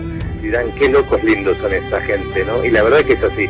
Todo lo que hemos hecho a lo largo desde el año 90 hasta ahora, lo hemos compartido pues intensamente, ¿no? Con una palabra muy bonita, amistad con JL, amistad con el actual compañero, con Fernandito Costilla, y bueno, con todos los que ponen su granito de arena para hacer más grande el wrestling, que es de lo que se trata, lo que están haciendo Sebastián, lo que está haciendo Pedro, ese gran equipo, merece el aplauso nuestro, pero vamos a aplaudirlo con el corazón, de verdad.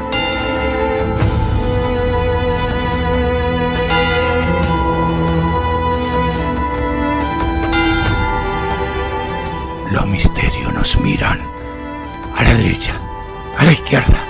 ¿Pero qué pasa? Se transforma en un cuadrilátero, señores. Atención, porque aparece Hulk Hogan. Está Hulk Hogan, su bigote, raudo y veloz, caminando sobre el cuadrilátero, más conocido como Villa Escándalo. Claro que sí, Villa Escándalo está presente en este programa y en todos los programas que ustedes puedan oír con esos oídos inquietos, como dirían muchos luchadores que tienen las orejas que parecen supervoladores.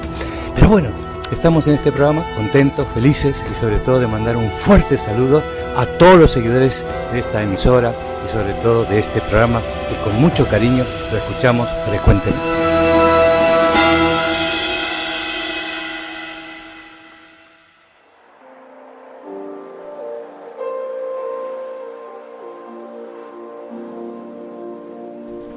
Dicen que la infancia es un periodo en el que absorbemos toda la información como auténticas esponjas. El paso del tiempo, por el contrario, hace que este conocimiento se almacene y desaparezca del actual hasta que, en un momento dado, algo hace que vuelvas a él. Recuerdo que en el año 2004 o 2005, de madrugada, una imagen ya perdida en el horizonte volvió a mi mente al escuchar una sola frase. Una frase que decía: un deportivo saludo. Una frase simple, sencilla, pero cargada de emoción y de sentimientos. De repente había vuelto casi 15 años atrás en el tiempo, a las mañanas en las que Telecinco era una cadena querida y amada. Había vuelto a las mañanas de los sábados y especialmente había vuelto al Pressing Catch. Y es que en España es así como se le conoce al wrestling, Pressing Catch, un programa que marcó a toda una generación de los amantes de este deporte espectáculo. El motivo de este retorno mental era que la cadena 4, tantos años después, había recuperado uno de los programas de mi infancia y lo había actualizado. Eso sí, manteniendo al menos una de las principales y más reconocibles voces de la época. El entrañable y adorado Héctor del Mar volvía a saludar a todos con su deportivo saludo. De él nacen nombres de luchadores irreales, pues el Poli Loco o los Sacamantecas en realidad no se llamaban así, pero eso ¿qué importaba en aquel momento? La infancia estaba ahí de vuelta, y don Héctor del Mar con ella. Poco podía imaginar que años después compartiría tantas cosas con él. Algunas de ellas las habéis podido escuchar en este pequeño audio de inicio. Y es que gracias a Sebas, que está al otro lado del teléfono y ahora saludaremos, y a solowrestling.com, pude compartir horas de radio, tertulias e incluso alguna amena comida con don Héctor del Mar, cumpliendo así uno de los sueños de mi infancia. Sin embargo, como decía antes, la infancia se marcha y el tiempo, inexorable, también. Y cuando alguien al que has hecho tuyo por tu recuerdo se va, como es el caso de don Héctor del Mar, la pena es mayor. Sé que muchos oyentes nos dirán que de esto hace ya unas semanas, pero tampoco es secreto que este programa es grabado. Y lamentablemente la noticia de la partida de don Héctor del Mar nos ha golpeado esta misma semana. Y por eso hemos querido rendir un pequeño homenaje, humilde, a un comunicador que fue la voz de varias generaciones. Así que por eso, como digo, hemos querido llamar a un buen amigo, que es Sebastián Martínez, más Sebastián Martínez que nunca. Un deportivo saludo, señor Sebas. Saludos y muy buena lucha, Pablo. Muy buena lucha. Muchas gracias por dejarme la oportunidad de participar en vuestro programa y en una semana como esta que es complicada. Es complicada, sí. Yo, un resumen muy rápido para que la gente sepa quién es Sebastián Martínez. Sebas, para los amigos, es el fundador y el creador de la página solowrestling.com, que es el mayor portal de habla hispana del mundo, si no lo es ya, es uno de los mayores portales de habla hispana del mundo, dedicado a la lucha libre, al pressing catch, al wrestling, al progreso, como le queráis llamar. Y además ha tenido la oportunidad de trabajar como locutor oficial dentro del programa WWE, SmackDown y Raw, que son los programas que llegan a España, junto con Héctor del Mar, al que precisamente sé que le tenías una gran amistad. Pero si te parece, Sebas, vamos a empezar por el principio y que nos expliques un poco y de forma rápida quién era Héctor del Mar, para que los que no lo sepan. Sí, yo, si me permites, antes quería decir que, bueno, antes te lo he comentado, que yo no quería conceder no quería hacer declaraciones al respecto, porque, bueno, en las últimas semanas, la verdad, último año posiblemente, creo que no había hablado nunca tanto con Héctor, sobre todo las últimas semanas, y tú, Pablo, me conoces, soy una persona bastante fría con estos, lo que sucede, ¿no? Con el fallecimiento de las personas. El hombre de hielo, te tengo llamamos. que reconocer que esta vez, bueno, ya lo explicaré después, pero es que la noticia nos cogió haciendo un programa precisamente de lucha libre, después de hablar con su compañero, ex compañero de Neox, Fernando Costilla. Lo que pasa que, dicho esto, no sería justo, porque aparte de que eres mi amigo, ¿vale? Y siempre intentamos ayudarnos para lo que sean los programas de radio, creo que no sería justo porque Pablo López y yo conocimos a Héctor el mismo día, acuérdate. ¿Verdad? En aquella comida. O sea, eso, estamos hablando hace ya, no me acuerdo cuánto, unos 6 años o algo así, si no recuerdo mal.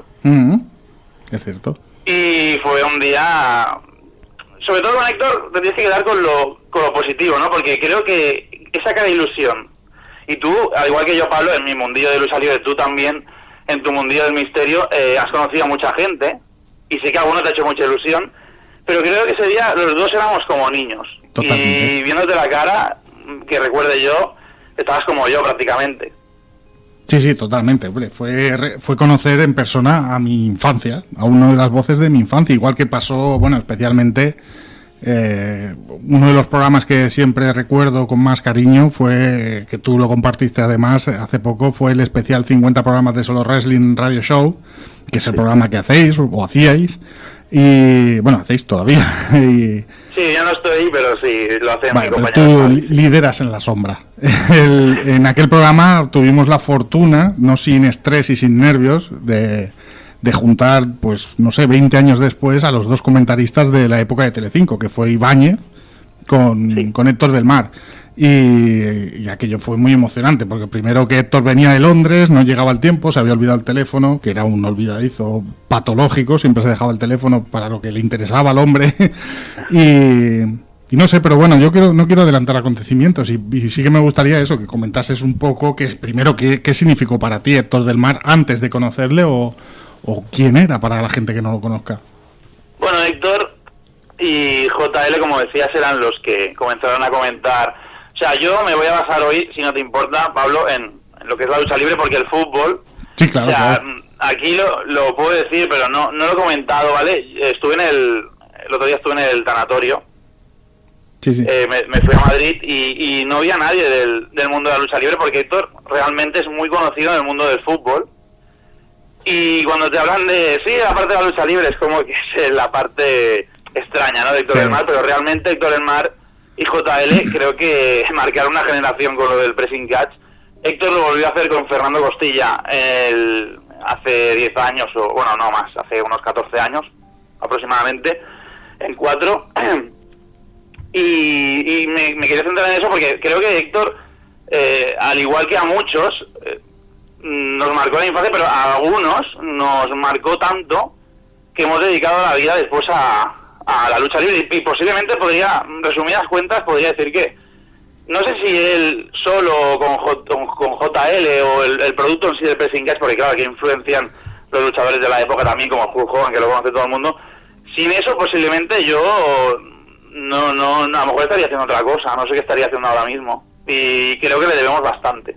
Claro, sí, porque aquí en España fue conocido como el hombre gol, que es como se le conoce también el otro apodo, porque narraba los partidos, especialmente en la cadena SER, fue después del famoso García, pues fue el que tomó las riendas junto con Gaspar Rossetti para narrar los partidos de fútbol. Pero es verdad que su boom fuera de más televisivo, digamos, aparte del fútbol, evidentemente fue el pressing catch, que recordemos que se llamaba pressing catch porque todos los programas de deportivos de Telecinco se llamaban pressing algo, pressing golf, pressing boxeo, y este era pressing catch. Y JL, para aquellos que no lo sepan, no es el de Mundo Desconocido, sino es José Luis Ibáñez, creo que se llama, que es escritor y trabaja en Onda Cero y está desatendido ya del mundo de la lucha libre, pero fueron las voces de nuestra infancia. Y como tú bien dices, yo creo que prácticamente todos los que en este país, en España, nos gusta o amamos la lucha libre o el wrestling es por culpa de Héctor del Mar, sin ningún tipo de duda, porque la forma en la que nos presentó un producto que no nos era ajeno, porque en España ya había lucha libre, pero la lucha libre que había aquí en España era seria, que era un poco lo que le comentaba a Luis fuera de micrófono. Las luchas no eran de personajes, sino que eran de señores o señoras, pero que intentaban emular lo que serían las MMA, por decirlo así, como una lucha real. Sabemos todos que la lucha libre está orquestada, coreografiada, que es falso, como le queráis decir. Pero, claro, aquí nos llega un producto en Telecinco con un señor, además con acento argentino, porque era argentino, que se inventa los nombres, porque se los inventaba, y le da un tono humorístico a unos personajes que de por sí ya eran humorísticos, y nos lo ponen en un horario infantil que fue el acierto absoluto. O sea, era ver Oliver y Benji, después pressing catch. Sí, pero la clave de lo que dices es cierto. O sea, ahora cuando nosotros ya éramos más adultos y nos tomamos un poco más la lucha en serio, cuando recordábamos todos los motes, él lo hizo de una manera que es verdad que era como gracioso, porque así se acordaba la gente, sí, pero realmente el niño en sí, tú o yo, lo veíamos y no es que nos hiciera gracia, es que... No, eran así, o los sea, personajes. la forma de emitirlo era para enganchar a la gente, pero tú te lo tomabas en serio. Claro, pero es que antes lo comentaba también fuera de antena Cristóbal, él ya hacía esto en el fútbol, especialmente el Lobo Carrasco, sí, por ejemplo, era un mote que le había puesto él, y a otros futbolistas les puso motes que luego se quedaron, pero qué bonita es la infancia cuando te hablan de un personaje que se llama Terremoto Earthquake, que es redundante, es Terremoto. O el Poliloco, que era de Big Bossman, en el nombre real. O sea, nada que ver. ¿Pero por qué? Porque tiene su lógica también, como tú dices. O sea, Big Bossman es una palabra muy americana que significaría algo así como el policía de la zona. No sé muy bien, esto los americanos lo sabrían decir mejor. Entonces, claro, una palabra que es tan americano que no tiene una traducción literal aquí, él le buscó la vuelta y dijo, pues como este está loco, porque era un personaje que solía estar loco, pues el Poliloco. Y los sacamantecas, porque ¿cómo se llamaban en inglés los sacamantecas, Sebas? Bueno, es que en inglés es malísimo, ya te lo diré otro día. Bueno, pues que lo busquen, pero el nombre que me has puesto, el nombre más complicado. Sí, de Big Cafés o algo así, es que no recuerdo muy bien. Sí. El caso es que... ¿Sabes lo que pasa? Sí. Que los sacamantecas, yo en la época ya que empecé a empaparme los nombres en inglés, siempre se me han quedado con ese nombre. A mí también, no. Me cuesta un montón decirlo. Pero porque además la versión americana es muy difícil. Entonces, pero pasaba lo mismo. Los sacamantecas, la palabra que usan en inglés para definir a estos dos personajes es muy americana y hace referencia a algo como a unas leyendas de Estados Unidos. ¿Qué hizo él? Traducirlas a unos personajes que eran del estilo en España, como es el Sacamantecas, que fue el asesino conocido, ¿no? Porque tenía su cara tenía una forma muy similar a uno de ellos dos. Entonces, todo lo hacía con una asociación, que parece que lo hacía con locura, y de hecho se le achaca muchas veces. Esto lo hemos visto en los comentarios de Solo Wrestling, cuando se hacían noticias sobre él, que mucha gente joven especialmente le criticaba su forma de narrar, porque no entiende que ahora se transformasen los nombres, que ahora tuviese ese toque tan infantiloide del producto, cuando ya no se buscaba, bueno, estamos en la RPG, pero no era como entonces, no eran personajes como entonces, ahora tratan de ser luchadores otra vez con nombre de persona, por decirlo así. Sí. Pero bueno, tú tuviste la oportunidad además de no solo de conocerle en la infancia, sino como bien dices, de que quedásemos un día con él, pero tú has ido mucho más allá, o sea... Tú has trabajado codo a codo con él. Sí, y te digo una cosa, la primera vez que hice eso no estaba él, porque yo lo sustituí, porque lo operaron de la cadera, que hay que decir que a partir de esa operación Héctor aflojó un poco, sí que es verdad. Bueno, de hecho hace 5 años. Cuando fuimos era que le tenían que hacer la operación, creo. Sí, pero tú y yo lo conocimos justo antes, me parece. Sí. De que lo operaran. Y me acuerdo sentarme yo ya, claro, de por sí estaba con mucho miedo, porque claro, a mí me escogieron para hacer eso, o sea, locutar combates de lucha libre, pero yo nunca he estudiado para hacer radio ni nada. Lo único que había hecho radio contigo o con Pedro Vallespín, pero claro, ahí es muy diferente, ¿no? Y el ritmo era mucho más elevado. Y lo primero que hicieron es, bueno, espérate, que antes de empezar vosotros os voy a poner una promo de Héctor y tal, porque la vamos a emitir después. Claro, lo escuché y dije... Pensé en mi cabeza, yo tengo que hacerlo como él. Claro. O sea, es que no puedo hacerlo como este hombre. O esa energía, ¿sabes? Esa forma de hacerlo. Claro, era sustituto, ¿no? Entonces, después cuando fui con él, porque es la mayoría de veces que he ido a Neox, sí que era diferente porque yo hacía mi estilo y él el suyo. Pero la verdad es que a veces te quedabas mirando y decías, es que estaba mirando desde pequeño en la televisión y yo estoy aquí contigo. Y la verdad es que es una cosa increíble. Creo que es de las mejores cosas que me han pasado, porque me han pasado unas cuantas en el mundo de la lucha libre, pero eso es un honor, la verdad. Bueno, de hecho, tal es su reconocimiento que la WWE, que es la empresa que todo el mundo conoce de wrestling y que es muy, muy americana, y con esto quiero decir que es muy cerrada a sí misma, le reconoció y le homenajeó no solo cuando vinieron a España, sino cuando fueron a Londres, les llevaron al show en vivo para que transmitieran esto no lo hace la WWE, salvo eventos muy puntuales. No permite que nadie entre en su zona de grabación, y él estuvo allí con Fernando Costilla. Sí, bueno, en la zona, claro, a veces ahora los ponen, pero está en la zona externa. Pero ponerlo ahí en la parte del fuera del ring, es lo que dices, que es como un mérito, ¿no? Llegar ahí. Bueno, normalmente ponen alemanes, pero son un país, en cuanto a lucha libre, más avanzado que aquí, al menos a nivel televisivo. Y sí, la verdad es que fueron los dos, y la mujer me lo explicó, que estaba ilusionadísimo cuando le pasó eso, y que era como se sentía como un niño. Bueno, es que era un niño grande, ¿eh? Esto, para la gente que no lo sepa, era como un niño grande, porque te llamaba mucho, como dices. Este último año has tenido mucho contacto telefónico con él, pero yo recuerdo, y esto lo dejaremos así en secreto, que te llamaba, estábamos haciendo algún proyecto misterio, que son las salidas estas que a veces se hacen de misterio, y teníamos que cortar porque te llamaba incluso. Sí, de esa no me acuerdo, pero... Sí, bueno, no era nada importante, pero quiere decir que ya tenías una confianza con él suficiente para que te llamase y bueno, de hecho, una de las cosas que también él recibió fue estar en el Salón de la Fama de Solo Wrestling, en aquel famoso evento. Sí, lo que pasa es que era después de la operación de la cadera y solo vino JL. Igualmente, también lo dejamos aquí porque el show no fue muy bueno, la verdad. Y bueno, no sé, la verdad, hubiera preferido que hubieran venido los dos otro día. Pero bueno, que le hicimos un pequeño homenaje que era como un recuadro, ¿no? Un cuadro, perdón, y una lámina y entregárselo a los dos. Y queríamos que subieran al ring, pero bueno, solo vino JL, pero fue porque Héctor estaba un poco pachucho. Claro. Cristóbal. Sebas, primero de todo, un gran abrazo. Muchas gracias por estar con nosotros, ¿no? Porque yo creo que se merece un homenaje, ¿no? Porque también es parte de mi infancia, ¿no? Es parte de nosotros ya, ¿no? De alguna forma.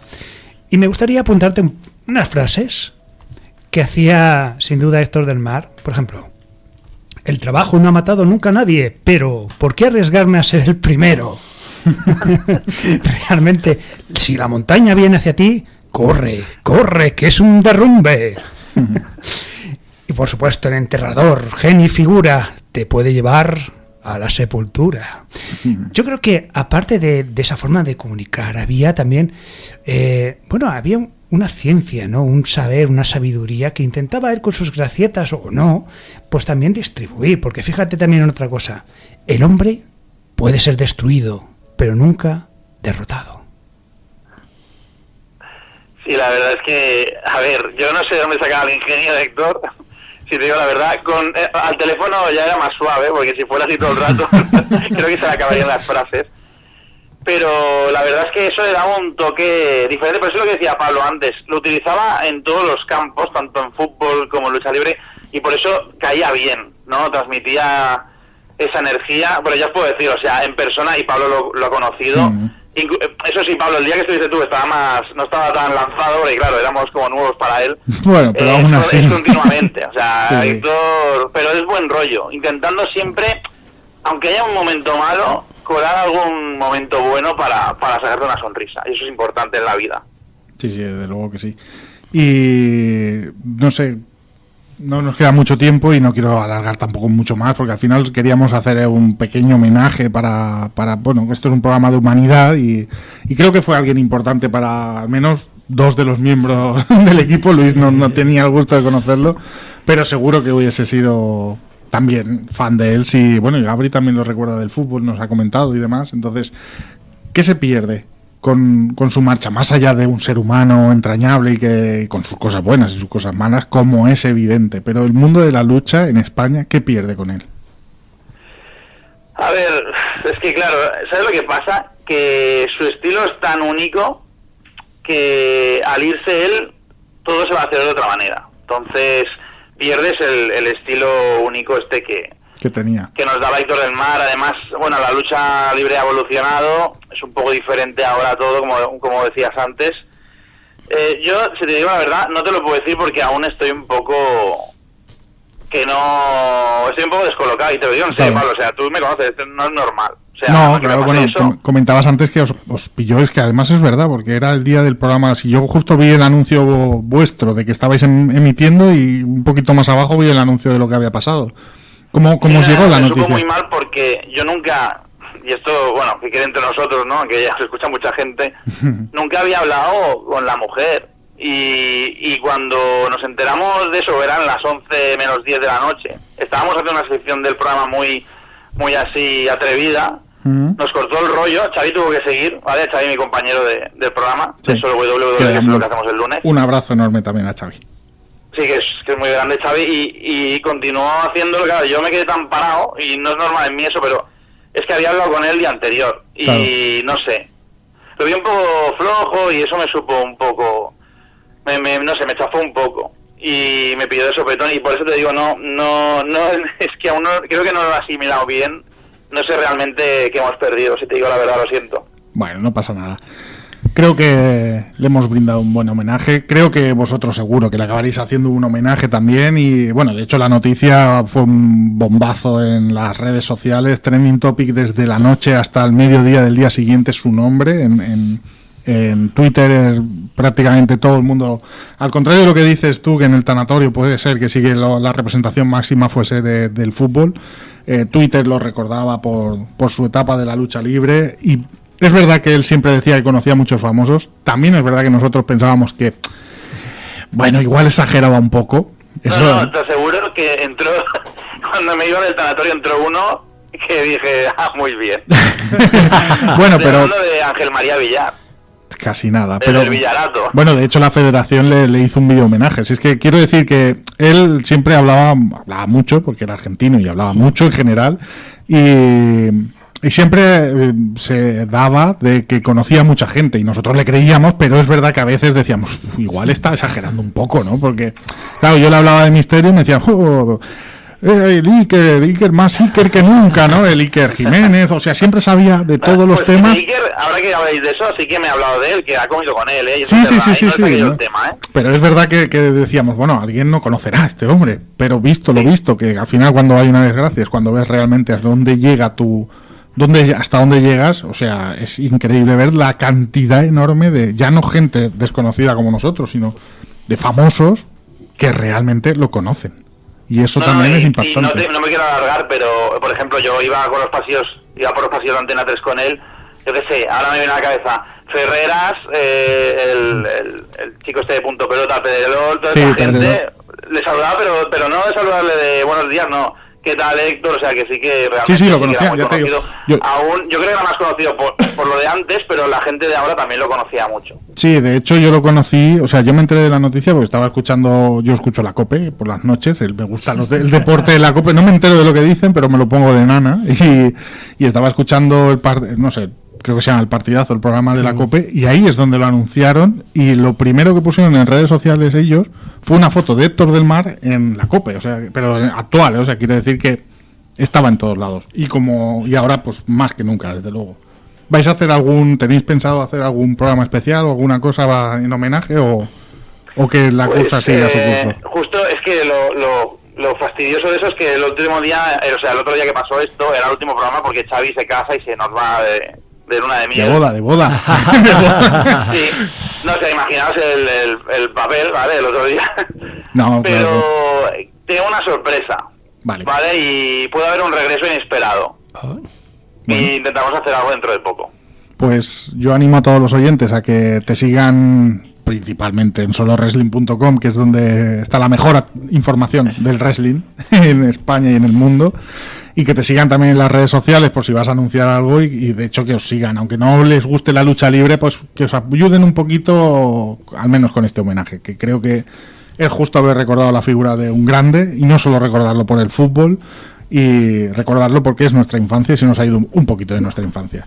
Sebas, lo que quieras decir para cerrar. No, yo de Héctor ya lo he dicho todo. Lo único es quiero decir que vuestro programa me encanta, ¿vale? Que tiene una calidad brutal. Escucha. Y eso es lo más importante. Si no nos escuchas, Eva, no me hagas... O sea, yo para dormir me pongo Proyecto Misterio. ¿vale? Como yo me pongo la COPE, ¿no? Así que... Y el vuestro me lo tengo que poner en momentos de meditar. O sea, es complicado de seguir porque tiene mucha calidad y eso es muy importante que siga habiendo grandes programas aunque sea internet, no en la radio en directo y tener una audiencia como los programas que tienen, que ya sabemos tú y yo que a veces no valen ni la mitad, pero bueno, que yo te lo digo que valéis mucho y hay que seguir. Bueno, aniversario de Proyecto Misterio, ¿no? 50 programas también. Sí, dentro de poco, y a ver si vienes, Pablo. No y sé. Si quiere, y el que quiera venir también, ya están todos invitados. Bueno. Sebas, gracias por haber participado en Sol Invictus, más Sol Invictus que nunca, y un deportivo saludo. Un saludo, gracias. Venga, muchísimas gracias, Sebas. Un abrazo, muchas gracias.